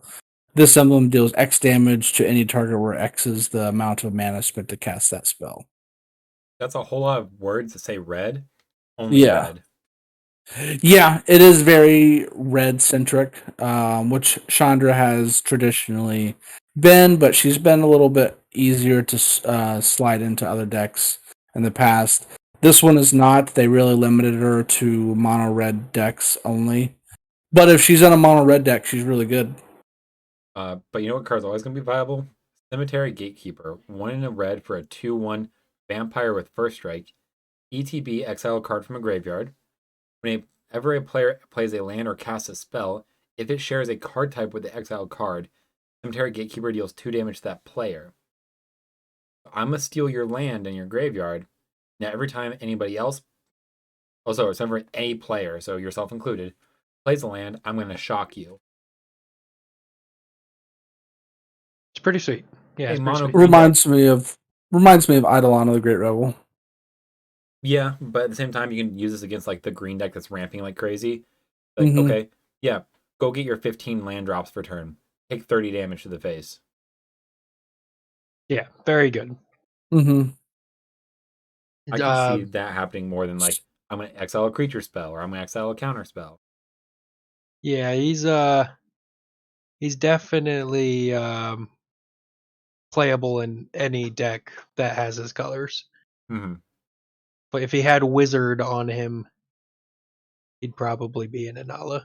Why not? No, there's one more card in here that would be a null if it was anything but what it currently is. Honestly, it's so good it could probably make it anyway. I love this card. So, do you want me to read it? Go for it. Why not? All right. So this is Mana Form Hellkite, and backstory before I go into all of its other stuff. For a lot more mana, I already loved this card. I loved Sharknado so much. That was such a good card. And we're gonna branch off of Commander a little bit. On Arena, I had the Sharknado deck, and it was absolutely incredible.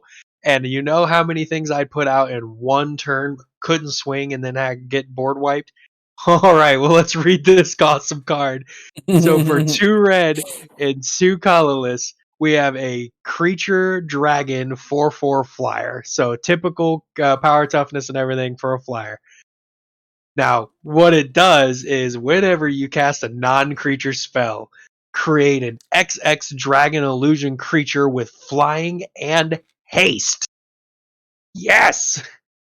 Where X is the amount of mana that you spent to cast the spell. So, right there, we've got Sharknado for far less mana in one of the really good colors for cantrips and other sorts of instance and sorcery type spells. Mm-hmm. I had a really good Jeskai deck, so it supports the colors. And then exile that card at the beginning of the next end step. So, sure, whatever, but I'm going to cast so many things on my turn that it doesn't matter. I don't need those blockers if you're dead. Because I'm going to cast all of the cantrips. I don't care if they're 10/10s or if they're 2/2s. They've got haste. And you know what? You're going to block my 10/10 anyways. I don't have trample. I'm going to make a million 1/1s because I'm just going to cantrip for days. This Mm-hmm. card's awesome. And the haste is absolutely incredible. I haven't played Arena in a while, but I will be playing and making a deck with this. I'm probably going to build my Jeskai Sharknado deck, but just with dragons. Uh, I love this card. It's so good. Like I said again, I still may throw it in my Wizards deck because it just sits there static and I get a blocking flyer for 1 mana on my opponent's turn. I don't care if I actually get to swing at you. If I can just cast Opt and block your flying coming at me, I'm happy. For 4 mana, this card's so good. So good. I think they should have made it cost more, but I'm glad they didn't. This card is probably my favorite card from this set. I love it. I absolutely love it. Plus, they've got that other dragon that was, I think, in the last set that whenever you cast a spell, you personally wheel. Is that right? Is that this one? I think you discard your hand and draw cards equal to its amount of colors cast. Mm-hmm. I think it's to the number of cards you discarded. No, it's color based. Either way, you Because could, that dragon is pennies. Because if it was just a straight wheel every time you cast a spell, that would be a CDH slapping machine. yeah. But no, I'm pretty sure it's color locked. Well, that's probably why I was thinking of that. But still, casting cantrips and like Manamorphose and stuff like that, really good. Oh yeah. Just really good. And this card is absolutely awesome. I don't see any bad sides with this either. Um, very good card. Very very very very very good card. Oh yeah. But next up we have Ill-Tempered Loner, a human werewolf 3/3 for 4 mana. Whenever it's dealt damage, it deals that much damage to any target, I should say. So you punch it, it punches you back. It's 1 in a red, gives it +2/+0 until end of turn. It can punch up quite a bit. It has Daybound, so when it transforms, it's Hullbreaker Avenger. Whenever a permanent you control is dealt damage, Hullbreaker Avenger deals that much damage to any target. My 1/1 blocking your 30/30 without trample, somebody's taking 30 to the face. Yeah. And then same thing, he has Turbo Fire Breath, 1 in a red, gets +2/+0 until his turn. He's a 4/4. He doesn't sit there to block or attack. He just sits there, lets your board get hit by a bunch of damage, and then slaps it right back at people's faces. Yeah, he's pretty sweet. He's going in Ben's. If you watch the episode, Ben's got a werewolf deck. Probably going to have a copy of this for that, and then probably a second copy for other decks because it's that good. It doesn't have to be in. It doesn't have to be in a werewolf deck. I think it would go well in just about any aggro themed deck. I think it's that good. Throw grappled exoskeleton on this, and you win the game. Sir.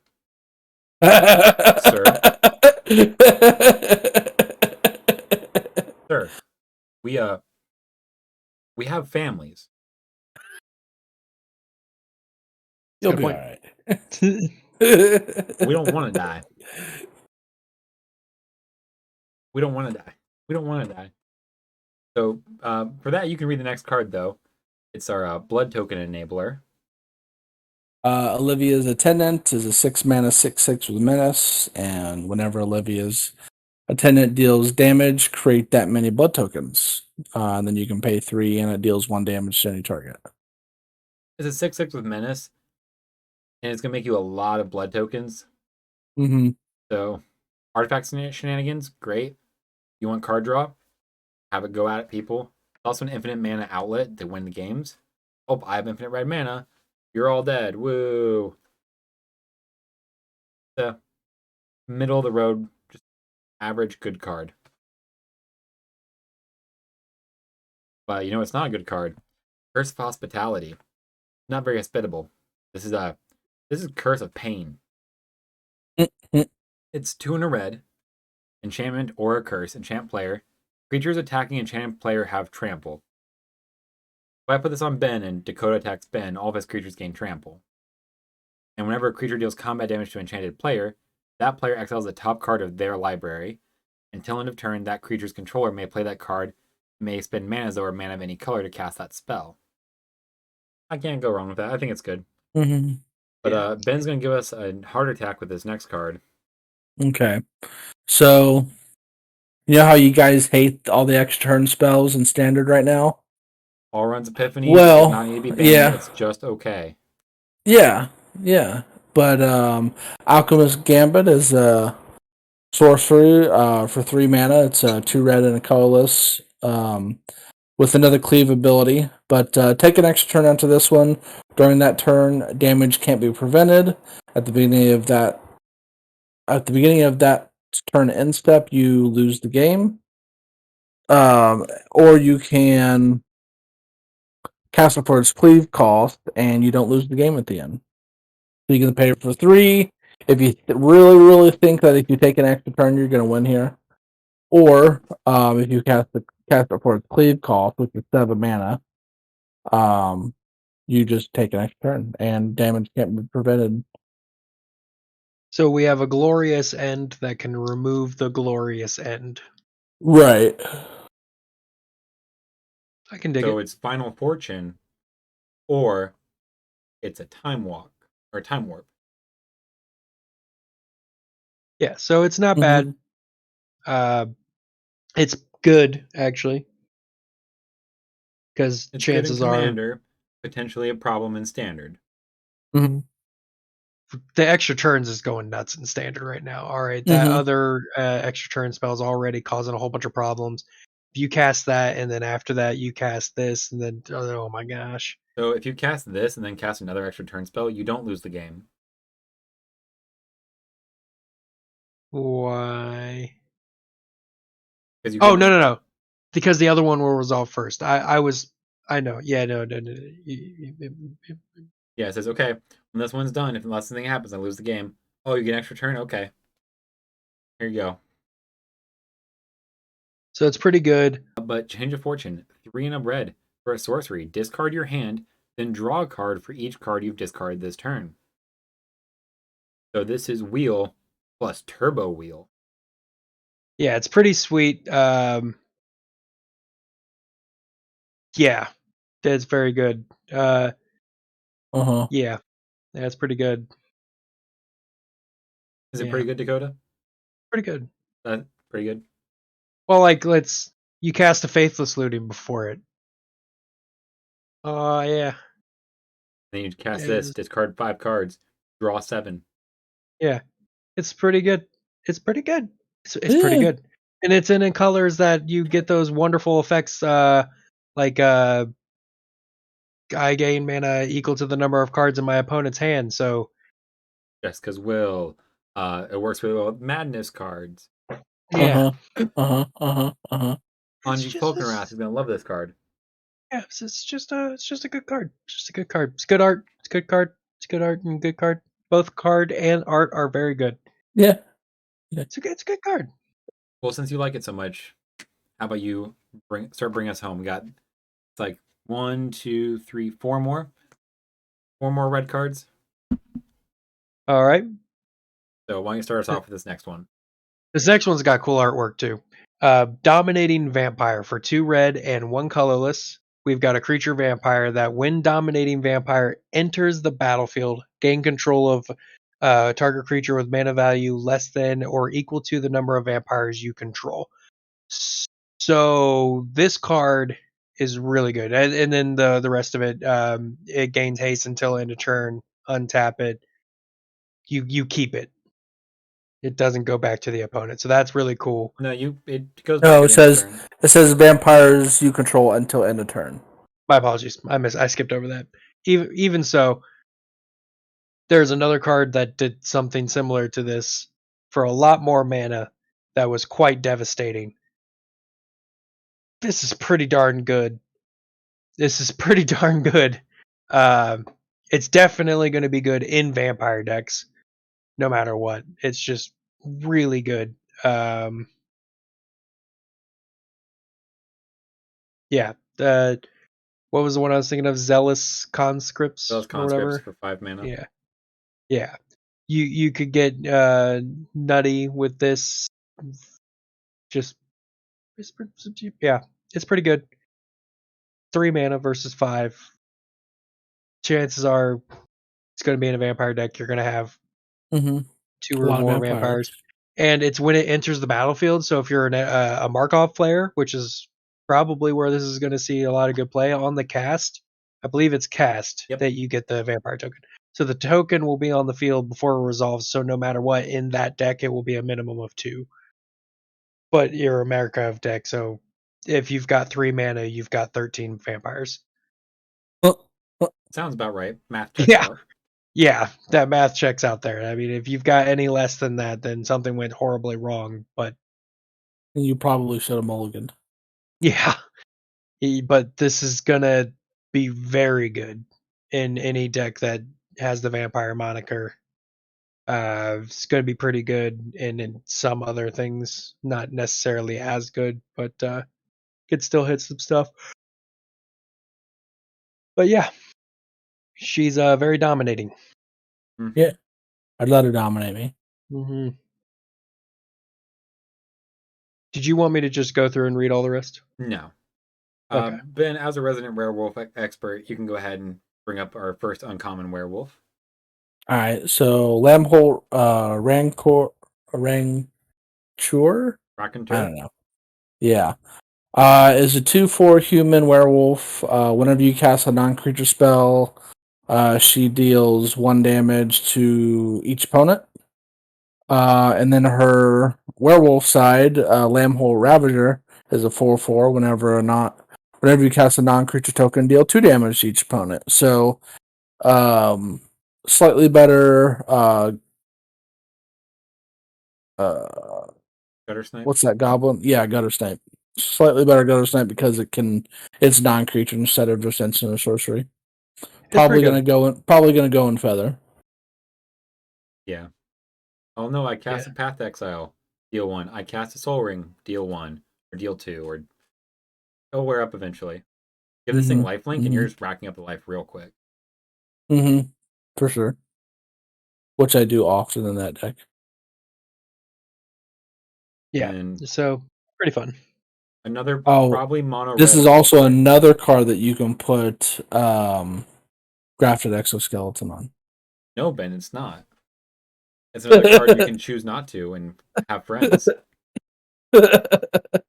Look at him. He doesn't have friends. He sits and looks at his shelves all day. Mono red all-star coming up next. Into the night, 3 in a red for a sorcery. It becomes night. Okay? It goes from day to night. It's night now. Discard any number of cards, then draw that many cards plus 1. So the worst part about Wheel is that if you discard cards you may want to keep. But what if you didn't have to, and you only got to get rid of the bad cards? Oh, I I'd play like- Valakut's Awakening. Valakut's Awakening was so good. It would be better if it was instant speed. It would be The better thing as an is- instant, but I still think this is a very solid wheel option. Yeah, it's still a very good wheel option. You discard the cards you don't want, get them back, and then Ben, why aren't you freaking out about this? It becomes night. Boom. I like that, but I would like it more if it was instant speed. That foil is going to be so hot too. We can't all be Moon Mist there, Ben. I'm sorry. He's got a point. But no, the card that's actually going to break standard is in green, obviously. always has to break Yeah, I unfortunately have to get a copy of this. Ava Brook, Caretaker, 4 green, human werewolf, hexproof, 4/4. At the beginning of combat on your turn, put 2/1/1 counters on another target creature you control. Okay, nothing bad there. It's the Nightbound side of it that's going to make problems. Say Hollowhenge Huntmaster, 6/6 werewolf with hexproof. Other permanents you control have hexproof. At the beginning of combat on your turn, put 2 +1/+1 counters on each creature you control. Yeah, it's very sweet. Last time we got something that gave everything hexproof, it was Shalai, but did not give Shalai hexproof. This has hexproof baked into it, so even if this flips, great, you're having these creatures. I can't stop you from getting this buff. Yeah, Archetype of Endurance was the last one that does Everything has as hexproof. big as this, right? Archetype gives everything but itself hexproof. I thought it gave all creatures, like all creatures in itself, but not all permanents. I thought it was all other creatures. I could be wrong though. Either way, but Archetype of Endurance doesn't give itself hexproof, but it costs a lot more mana than this. Yeah, this is going to be a problem card. If you have the chance to destroy this, it's not that bad. If you have a chance to destroy it or counter it before it hits, do it. No questions. I think the reason why this may not be as busted is because of the day-bound, night-bound mechanic. Not really. So you flip it once, it's now an 8/8. And it's a 6/6 and versus 8/8 with hexproof. Okay. This sticks around twice. It's a 10/10 and an 8/8. It's going to be Nightbound on your turn in Tovalor, pretty much. Mm-hmm. And if you're playing werewolves, you have 4 copies of Tovalar or ways to force it into Nightbound. So, like... Well, more so talking about for Commander. Yeah, but Commander and Standard, this is going to be a problematic card. Yeah. I mean, it's very strong. Like, you don't even run this in a werewolf deck in Standard. You just play this, and if your opponent ever accidentally flips it... It doesn't even need to be in a werewolf deck. It's just good. It's going to be super bad in Standard because the biggest reason I'm able to take out Tovalar decks is because I can take out Tovalar. If I can't take out Tovalar, who's forcing it to be nighttime. Yeah, and this now has hexproof, so yeah. Mm-hmm. Yeah, have fun with that one. But Ben, you want to bring us with our next big wolf? So we've got Cemetery Prowler, which I really like this one. So it's a 3/4 3-mana wolf with Vigilance. Whenever Cemetery Prowler enters the battlefield or attacked, exile a card from your graveyard. spells you cast cost 1 less to cast for each card type. They share a card exile with Cemetery Prowler. So, yeah, all of the creatures that you can exile with this, all of your creatures are going to be super cheap now. It does say card type as well, so this does hit instant sorceries as well, Mm-hmm. which in green is probably not always going to be your target, but No. you've got the option. Instant, sorcery, creature, planeswalker, artifact, snow, legendary. So if I eat a snow creature with this, and then I cast a snow creature, it gets 2 mana. 2 mana for free, basically. Yeah, that's pretty sweet, pretty hot. The artwork's pretty cool too. Or heaven forbid, you eat like Yorn, God of Winter, and get a legendary snow creature. That's 3 types you don't have to worry about anymore. So good. You know what card that's not really that great, but is getting a lot of hype? A lot of hype. And it's because of one card combo, which is actually really good, but other than that, it's whatever. But Cultivator Colossus. Mm-hmm. It's 4 colorless and 3 green. And if you've heard anything about this set, this is probably the card. It has Trample, Star, Cultivator Colossus's power and toughness are each equal to the number of lands you control, so that's a typical effect we know. This is where we are getting into all of the hype. When Cultivator Colossus enters the battlefield, you may put a land card from your hand onto the battlefield tapped. If you do, draw a card and repeat this process. So there have been 2 different comments about this. There's the abundance. You choose what card you draw. You just draw all your lands and put all your lands down. That's pretty sweet. So yeah, and then also there's the Cascade, Maelstrom Wanderer Cascade. You cast Maelstrom Wanderer, you get this for free. It's 99 lands in this. But then you just die because you get that last card, and you're like, oh, bada bing. There's something else. There was something else in it. I don't remember what Sauce's it was. Oracle. Maybe, yeah. But yeah, basically combos like that. It's got really good combos with it, but it's just those combos. But it's still a really good card. Like honestly, I really like it. Landfall decks are gonna absolutely adore it. Land Harmonicon's gonna love this a lot. Yarok is gonna love this a lot. Omnath is gonna love this a lot. It's a good card. So the odds of you painting lands together in this deck, though, if you're running like 36 to 40 lands, it's like 18% you go 2 lands deep. It's not very high that you go lands deep. Yeah, it's not going to do what all of the wonderful things that everybody's showing, but I mean, you get abundance in this off. That's funnier. That's funnier than heck. All right, that's just all right. Cool. All right, you're drawing nothing but gas the rest of the game, but watch all your ramp spells do nothing. Take that, nerd. Yeah, it's gonna be like, oh, you did the thing, cool, but it only does the one thing really well. Everything else is kind of just like, you got a big beater. Wasn't there another card that you search your library for all your lands and put them in your hand? You don't put them into your hand. You put them on top of your library. On top of your library. I think I know which one you're talking about. You search your deck for any number of lands, so you can search for all of them if you want, and then put them on top of your library. Yeah, that's a green card, which yes would combo with this as well. But literally, that's it. It's the only thing it combos with. It's a really old card, Noah. But yeah, you can search your library for any number of lands and put them on top of your library. So that But I would don't want them combo on with top it of my as well. library. I want them on the battlefield.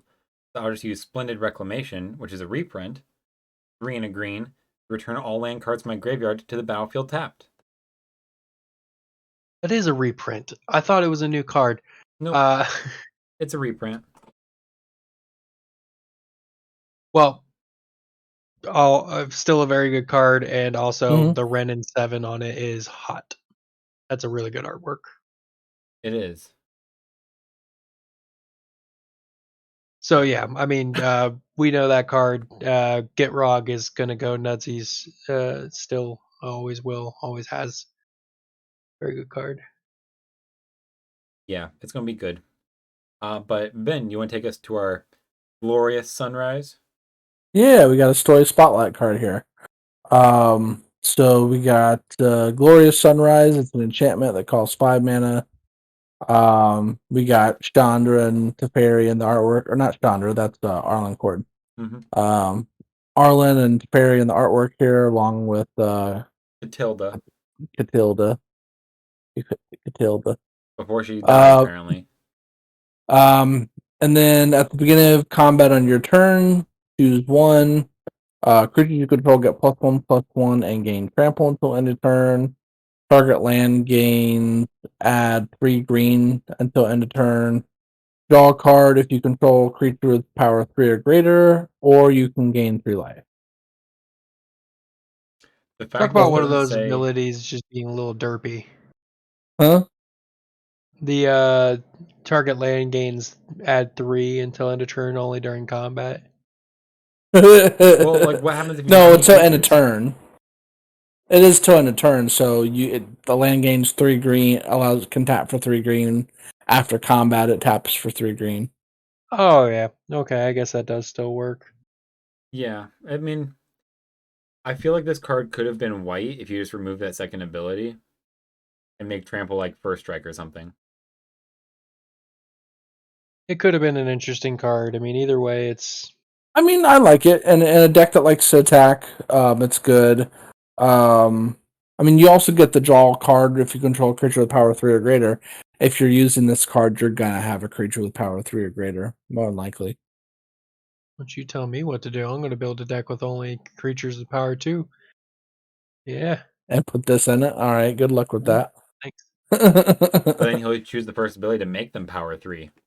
Shh, Gonna outthink you I'm there. not supposed to reveal my secrets. Yeah, but you only get to choose one, unless you copy the triggered ability. He's gonna have shenanigans. He's gonna clone it 5 times. All right. I Um, want to do the Vanguard, so you should read the pack leader. You want me to do the pack leader? Well, I'm super excited for the pack leader. Ascendant pack leader is a 2 mana, or sorry, 1 mana, 2/1 creature wolf. Enters the battlefield with a +1/+1 counter on it if you control a permanent with CMC 4 or greater. Okay, not too hard. Whenever you cast a spell with CMC 4 or greater, put a +1/+1 counter on it. So he cares about mid-range and higher spells. He's just going to grow and grow and grow. This is a good one drop that the werewolf deck's needed. I would have liked they him did. if instead of saying 4 or greater, if it just said like you control another wolf, or you control or another wolf or werewolf, make it just force that werewolf synergy. But with it just saying value 4 or greater, it's not a bad card still. It's just kind of middle of the road. Yeah, It's like I think it's good.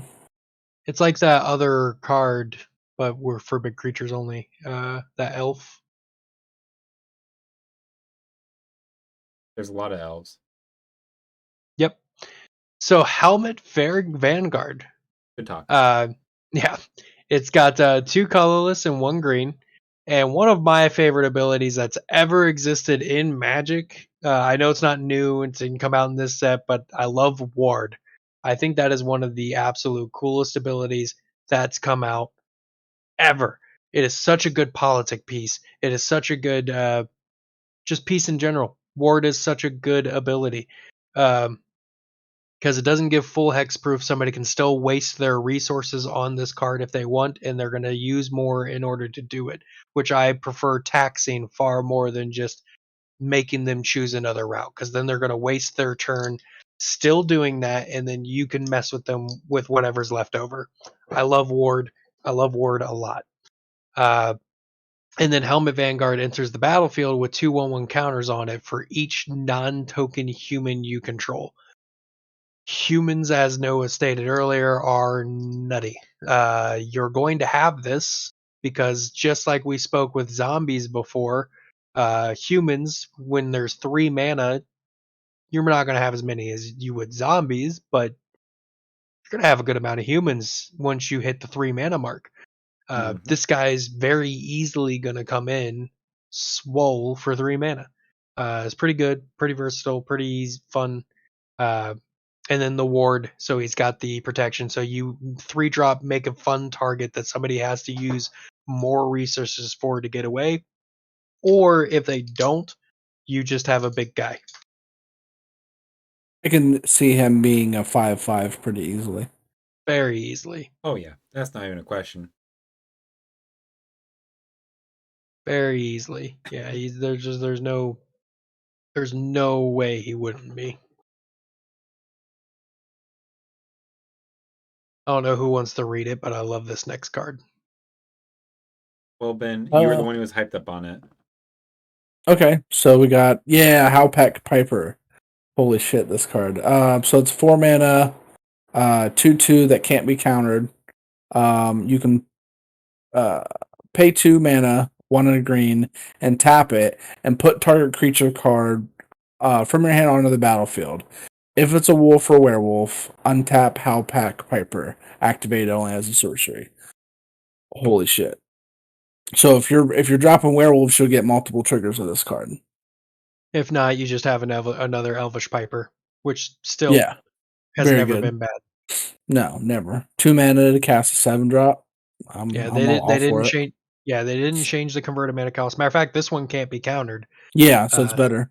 Yeah, they didn't change the converted mana cost. I think the power and toughness is still the same. No, this one's actually bigger. Piper is a 1/1. Okay, so gotcha. So it's a 4-drop that's bigger, can't be countered, and still does the same thing. And if you perchance have wolf or werewolf, you get additional benefit. Yep. And then on its flip side, you got Wild Song Howler, 4/4 body. Whenever this creature enters the battlefield or transforms into Wild Song Howler, look at the top 6 cards of your library. You can reveal a creature card from among them and put it into your hand, and put the rest on the bottom. So it's going to enable the Hullbreaker Piper ability. Now, Ben, I don't know if you've realized this or not, but this is a very big non-bow with Tovolar. Right. So yeah, Tovolar's if gonna it's your stop you from turn, ever getting the Piper unless you're very low on creatures. right. So I mean, yeah. So it's gonna be night on your turn. The thing about Tovolar is he's always getting removed. No matter what, this dude is letting you dig the top 6 cards of your library to increase your board state. That's either way, not either side's bad. If Tovolar is not currently available, you're going to hurry up and get some werewolves out there, so that way when he is available, then you're able to dig your library. So he's very good. Yeah. Neither one of these sides are bad for 4 mana. Neither one. No, for 4 mana it's still playable. Now, one thing that I think might be a problem is if Tovolar is on the field and then you cast him and he enters in as Wild Song Howler, so then you wouldn't get it then, right? He doesn't enter as Hullbreaker Piper, and he enters matching whatever time it is. If it's night, he enters as a nightbound. If it's day, he enters as daybound. Right, yeah, but he enters. You're gonna dig the top 6.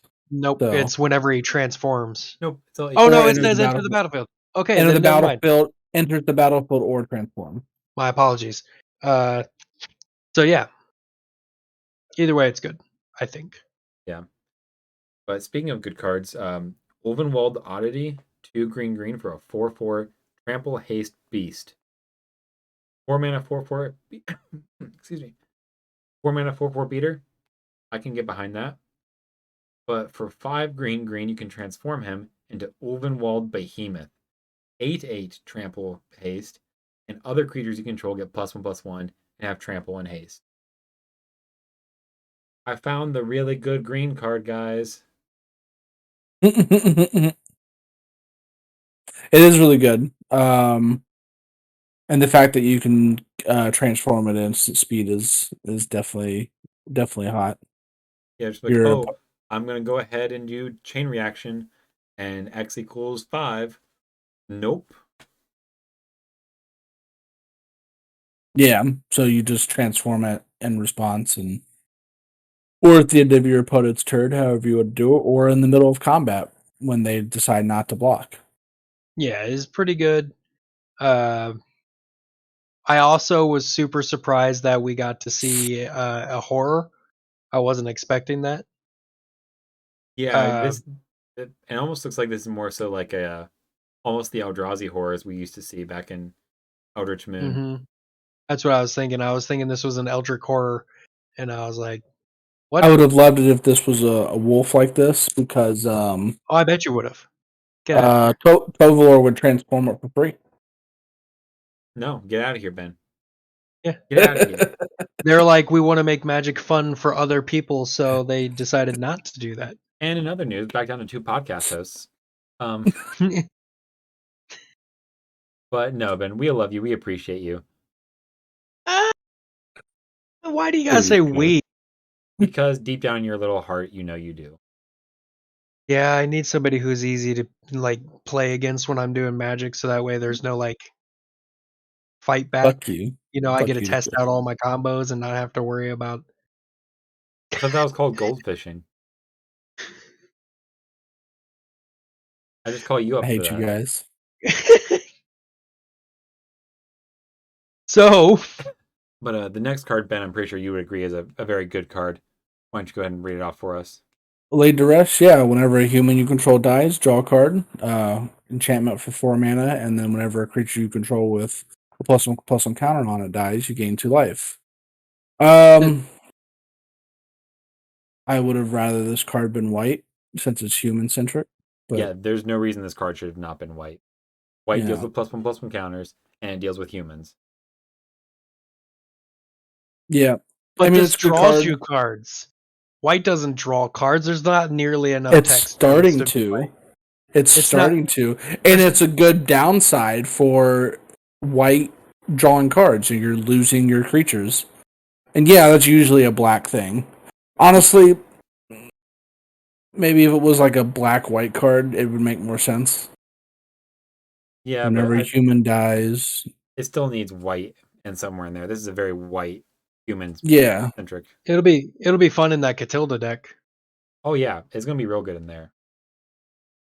But also you gain 2 life. So if we go back to the spirit we saw earlier, Again, that's a white card though. of course, but Selesnya is always good, and life gain. You're not wrong.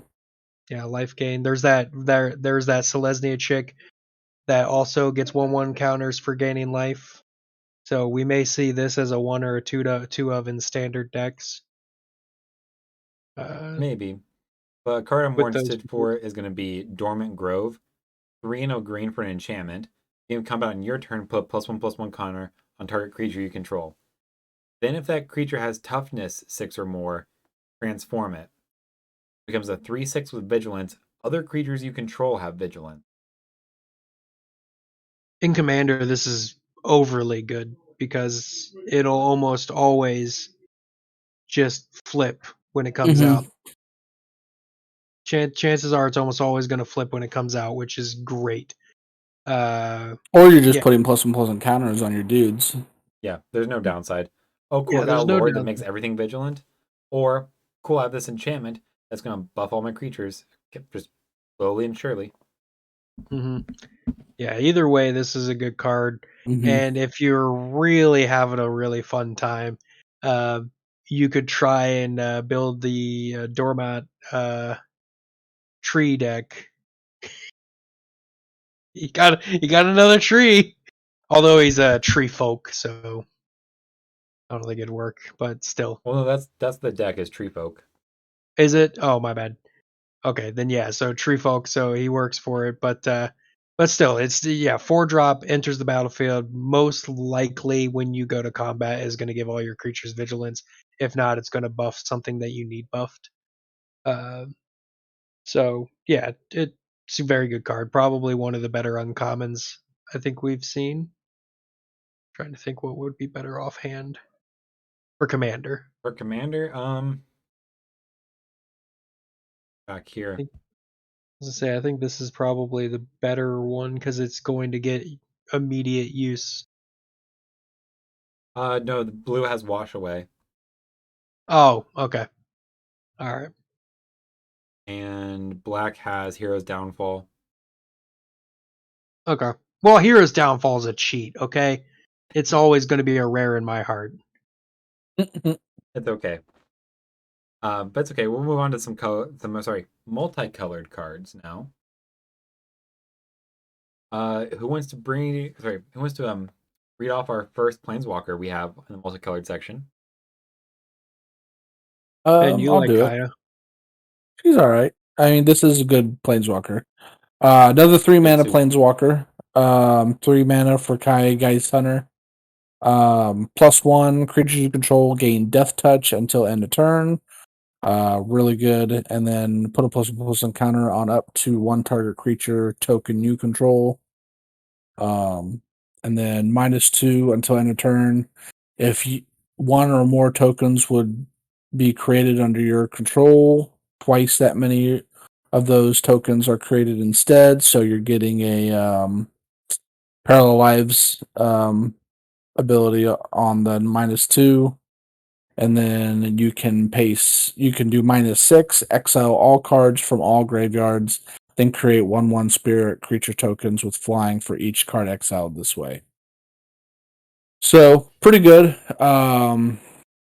It's another anointed procession for the Toval, or not the Toval, but for the Edgar Markov deck. Hmm. So they're getting another token doubler that they haven't had. Yeah. But overall, good card, making all your stuff Death Touch. So if you're already running a deck that runs a lot of creature tokens, then you're gonna like this card. Oh yeah, this is a. I'm more interested in the -2 and the -6 than anything. More Mm-hmm. so for standard, because I have a black-white control deck that already wins by making creature tokens and beating you with them. So if I can make 4 Double. spiders, 8 spirit tokens, 45 spirit tokens, sounds good to me. Yeah. Mm-hmm. But the real card we want to look at is the Olivia Crimson Bride. Star of the show here. 4 black red for a 3/4 flying haste legendary vampire noble. Whenever Olivia Crimson Bride attacks, return target creature card from your graveyard to the battlefield tapped and attacking. It gains when you don't control legendary vampire, exile this creature. So, is this our best reanimator commander of all time? Pretty close. This or Cedrus. I don't know. The Drana from what was it? Zendikar? Rising. Zendikar Rising was pretty good. It It wasn't didn't as have good as haste. This has haste and gets red in it, so I get access to like faithless looting and other things that can put stuff into my graveyard. That's fair. It is really good. I don't know that it's the best reanimator of all time I've seen. I mean, Muldroth is probably a better reanimator. Well, more so for Reanimator, Cedrus the Traitor King is probably Yeah, one but of the Cedrus best to says you have do. to exile those creatures as soon as they leave the battlefield for any reason. They've got so many ways around that, though. Yeah. Muldroth, you don't have to exile them. You can constantly keep recasting them. Yeah, it's just the converted mana cost with Cedrus. It would only be 3, and then there's an enchantment that Teferi's something for Cedrus that gives everything phasing. Awesome. Fair. Although, Dakota, there is a wizard here you would very much like to have. Yeah, I not only want this for my deck, but I also want to build this. It's the first 2-color commander I've ever looked at in a very long time. This card is nuts. I actually think this card is way better than intended. For 1 blue, 1 red, and 1 colorless, we get Uruth. I don't know if I pronounced that right. Tormented Prophet. She is a legendary creature, human wizard, 2/4. So 3-drop, 2/4. So she's getting away from lightning bolt and everything, and she's gonna need it because Opt is a ancestral recall again. It's good. If you would draw a card, exile the top 2 cards of your library instead. You may play those cards this turn. So sure, you have to be able to cast those cards, but it's going to sift through your deck so fast. So fast. I wish this was a red black so I could put it in Prosper. I think they did that on purpose. I know they did. Purpose. They definitely did. Yeah. This card would be so good in Prosper if it was red black. But if they're like, I don't remember all the other benefits from casting things from outside of your hand, though. But there's this. There's the horn with Bergie's horn. Yeah. So like this deck is gonna be awesome. It's probably not gonna be the best Is It deck, but I think it's gonna be very high tier. Like just straight up Serum Visions, Brainstorm. What?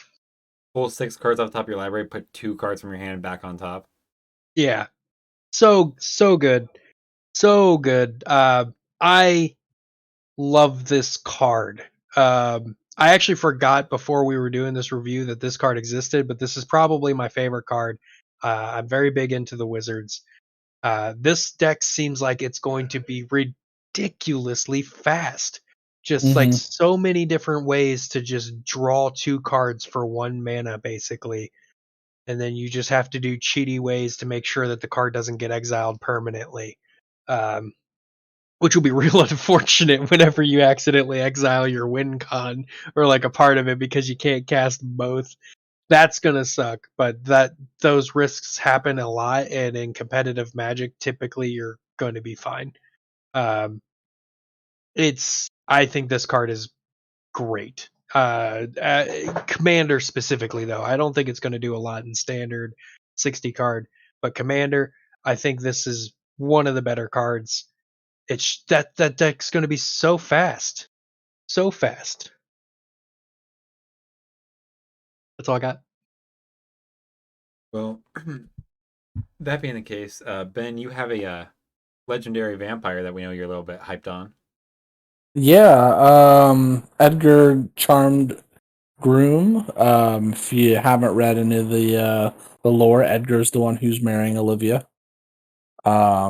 Which the age gap, it seems a little off there. But Edgar is Soren's grandpa, and Soren's over 1,000 years old. Olivia's only a couple 100 years old. The age gap's a little big there. That's what we call a gold digger. But she's trying to get power over the 2 biggest houses that she already has, and then she's trying to get the Markov house. But he's a 4-mana legendary vampire noble, or black and white. Other vampires you control get +1/+1, and whenever he dies, you transform him into Edgar Markov's coffin. And at the beginning of your upkeep, create a 1/1 white and black vampire creature token with lifelink, and put a bloodline counter on Edgar Markov's coffin. And if there are 3 or more bloodline counters on the coffin, remove them and transform them back. I think he's pretty good. He's good for the fact that you don't have to pay commander tax most of the time. That's what I was going to say too. I still don't know that I'd play him over his other part just because you never have to cast him. Not unless you were just having fun, but like he's definitely a casual commander. Oh yeah. Yeah, his other card is way better because you never have to cast him. You're always just getting those 1/1 vampires. Now he definitely go on the 99 for sure. Because not only does he make all of your vampires 1/1s, if he dies and flips over to the legendary artifact side, he's creating you 1/1 vampires with lifelink, which you definitely want to have. Yeah, he just sit there and okay, I'm gonna pump my team. Now I'm gonna make a team. Pump the team, make a team. Pump the team, make a team. Mm-hmm. He's gonna win you value unless he gets exiled or destroyed as an artifact. Mm-hmm. But there's a little dude over here who's gonna outvalue Edgar every day of the week. And that is my personal favorite card of this entire set. Mini Gitrog the Savior. Goldenok the Omnivore. 2 green and a blue for a 3/3 legendary creature frog. Whenever a frog you control attacks, mill 3 cards. There are like 27 frog cards in existence, including duplicates. There's like 8 actual frogs you can run in this deck. But whenever a permanent card is put into your graveyard from your library, exile it with a croak counter on it. You may play lands and cast spells from among cards you own in exile with croak counters on them. Now, fun fact, if I cast a card or cast a creature with croak counter on it and use swords to plowshares it, I can recast it because it never loses the croak counter. But Grolnok is going to be the one deck I build from this set. It's going to be how fast can I flip my deck? We're going to see. I'm going to go fast, and it's going to be either time to croak or get croaked. Yeah, he's an interesting commander. He's an interesting card. I think that like even with the low number of frogs, just like the slug guy, it's funny if you have them, but you don't need them. No, this is never going to be a frog tribal deck. It's always going to be a, hey, I'm going to mill 15 cards in my own deck. Oh, look at that. 13 of them are permanents. Okay, I'm going to go ahead and essentially draw 13 cards. Yeah. He's very good, honestly. I'm interested to see him in play because I don't want to say obviously Gitrog Monster is nuts. But this is in 2 very powerful colors in Magic. Can I make a petition to get Grolnok and Gitrog partnered? I'll play Sultai Frogs. Oh, I'm going to mill my deck. No? Okay, I'm going to draw my deck. Oh, no? Okay, I'm going to mill my deck. No, I'm going to draw my deck. Hold on, we can have like a weird deck thing. So let's get Toxrill, Grolnok, Gitrog, and some other slimy commander.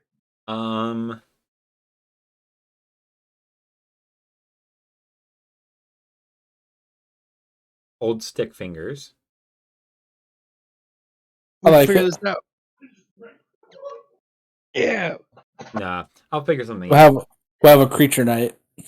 But we can't have the CEDH Gitrog unless Grolnok actually ends up being that good. He is. I'm excited for it. No, Grolnok definitely seems really good. I hope he's as good as Noah wants him to be because that is going to be super fun to play against. I'm going to try to get the wizard chick going. We'll see if I can get it done at the same time. We'll see if we can do an Innistrad deck. Yeah, I'm hoping to get a Crimson Vow game out before Thanksgiving or maybe right after Thanksgiving. We'll see. You got one more week with Ben and I don't know if we'll have that done. Yeah, no, we probably won't be able to get another deck in until after, till right before Christmas. Start harassing people. See if you can get people to make them. Well, we'll have to see what we can do. But anyway, moving forward, we got 4 more cards, it looks like.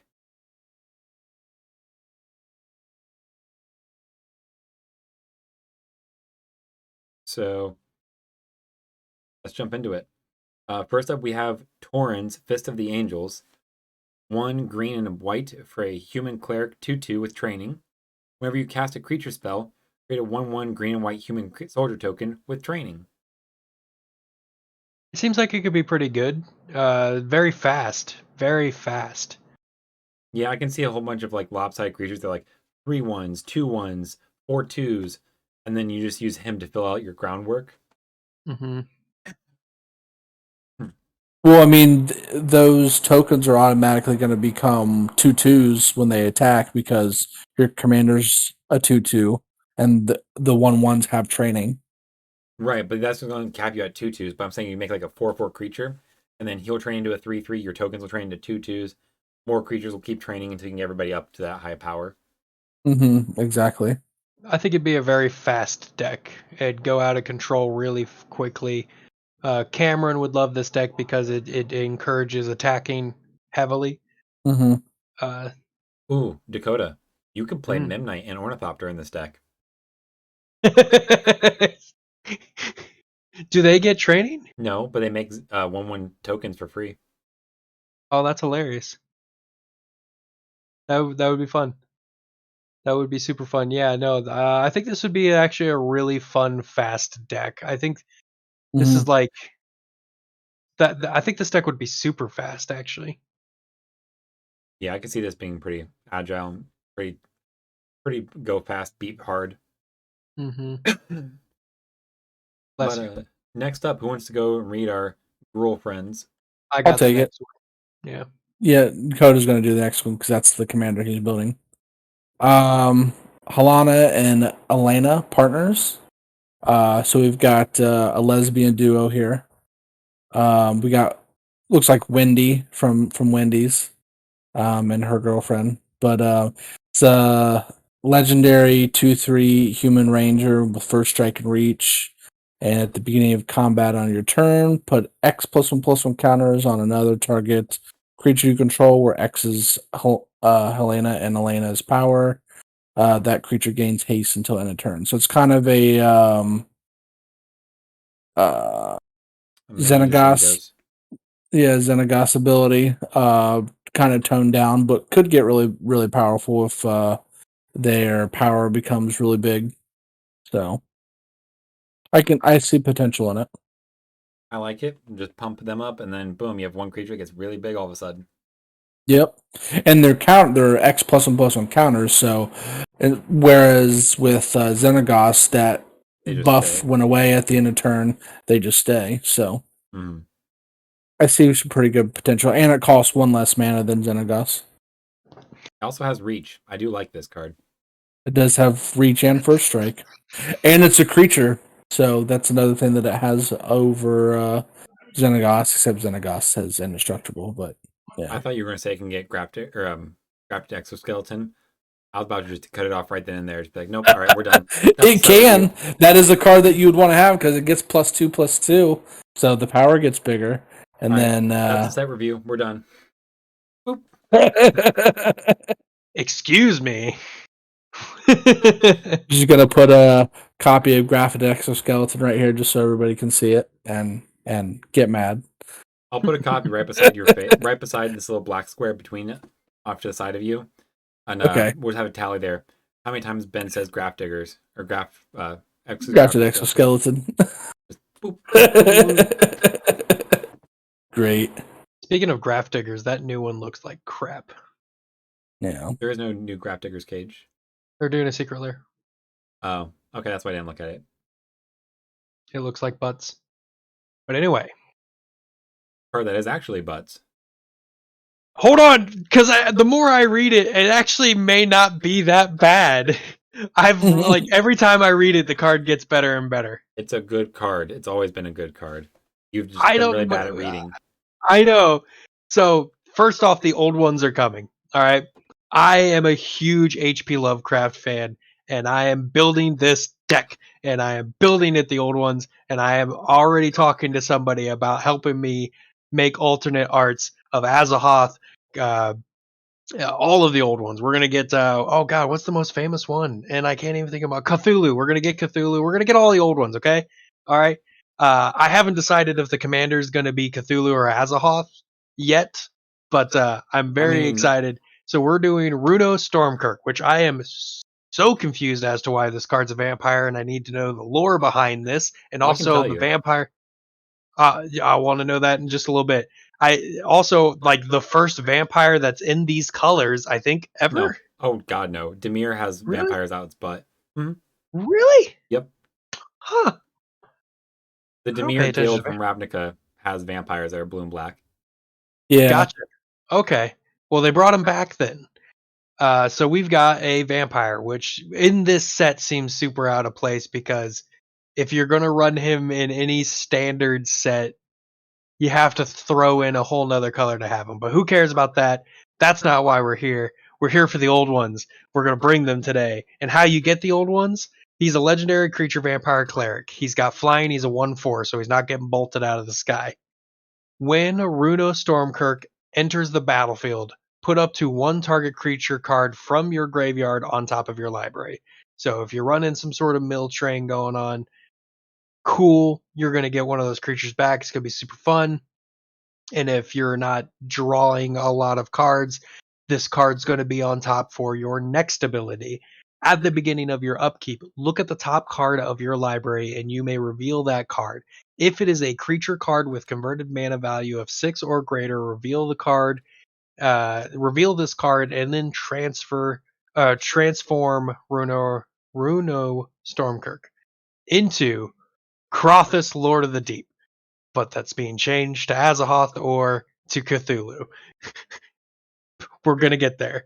We've got the old one, all right? I'm so excited. He is a 3/5 with flying. Whenever Crothus, Lord of the Deep, attacks, create a tapped and attacking token that's a copy of another target attacking creature. That alone right there is awesome.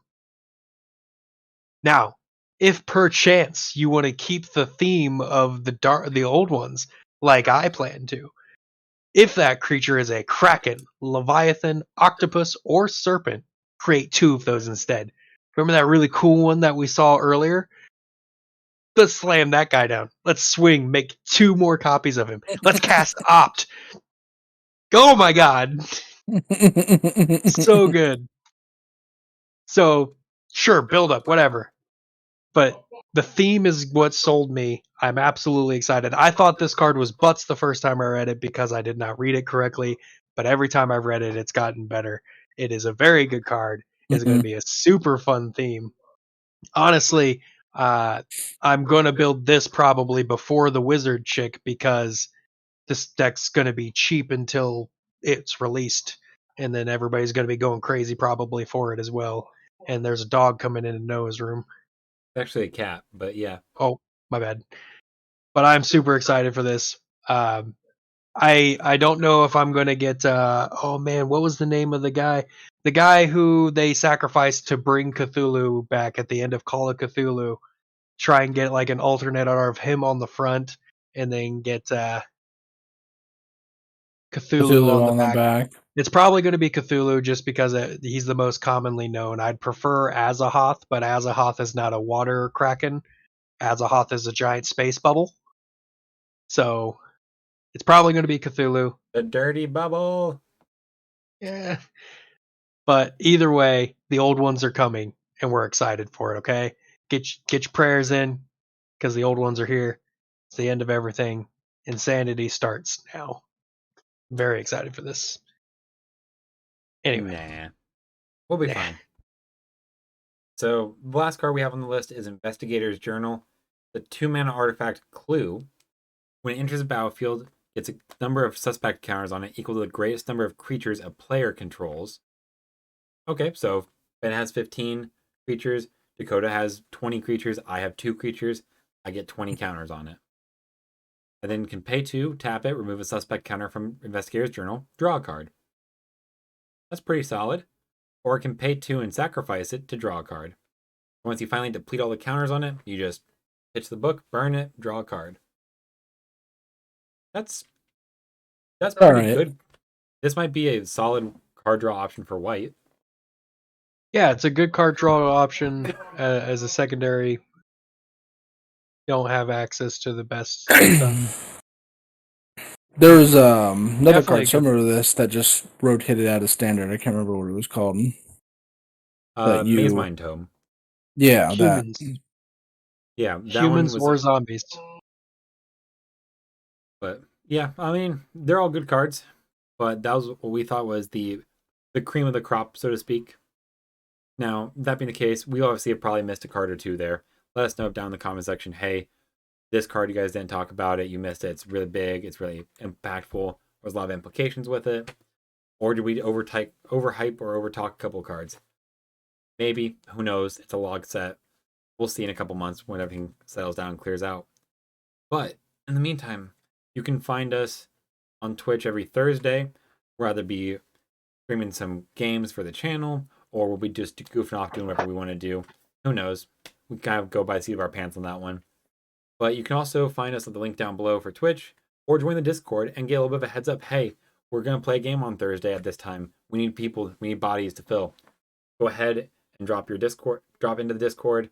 You'll get told when we're going to play those games, maybe even be on those games. We also have a paid, not yet. Never mind. I almost misspoke. We have. Nope, we do. You're right. Oh, we do have it up and running. Okay. Yep. We do have the Patreon down up below. It is up and running finally. So I will sprinkle that one in there as well. And then you can join there. And for the Patreon, which we haven't been able to fully discuss with everybody yet, but we are working on merch. We're looking at shirts and a couple other things. So if you are Patreon, as of right now, the incentive is not great, but patrons will have first access to merch whenever we get it. So that will be something that will be later on down the line. We've got to get a little bit more established. I'm working on designing a couple different shirts and everything with people, and a couple other things as well that are kind of in the ironworks for that. But if you want to be a Patreon, that's basically where we're at right now. Help us out. The more that you help us, the more that we can get more things to do things for you, with you. So let us know. And yeah, that's our current incentive right now, is when we start getting merch, you will have first access, and probably depending upon merchandising and everything, uh, the cost will probably be fairly inexpensive, or maybe even if it didn't cost as much to get everything situated, we might just be able to send it to you. We're going to see what we can find out there. But that is our current incentive. We've only got one tier right now. It's just a $5 entry, but let us know and we will get that stuff sorted out. And thank you all, at least for viewing. We deeply appreciate it. Yes, that is the most important thing you guys can do. You don't want to join the Patreon right now because it's not well established. Totally understandable. You don't want to hop on games and Twitch and play the games. Okay, fine. You don't want to go ahead and join the Discord. Totally okay as well. You guys watching us is all we could ever ask for. So thank you guys for watching. This has been the Weirdly Amused. We will see you next time.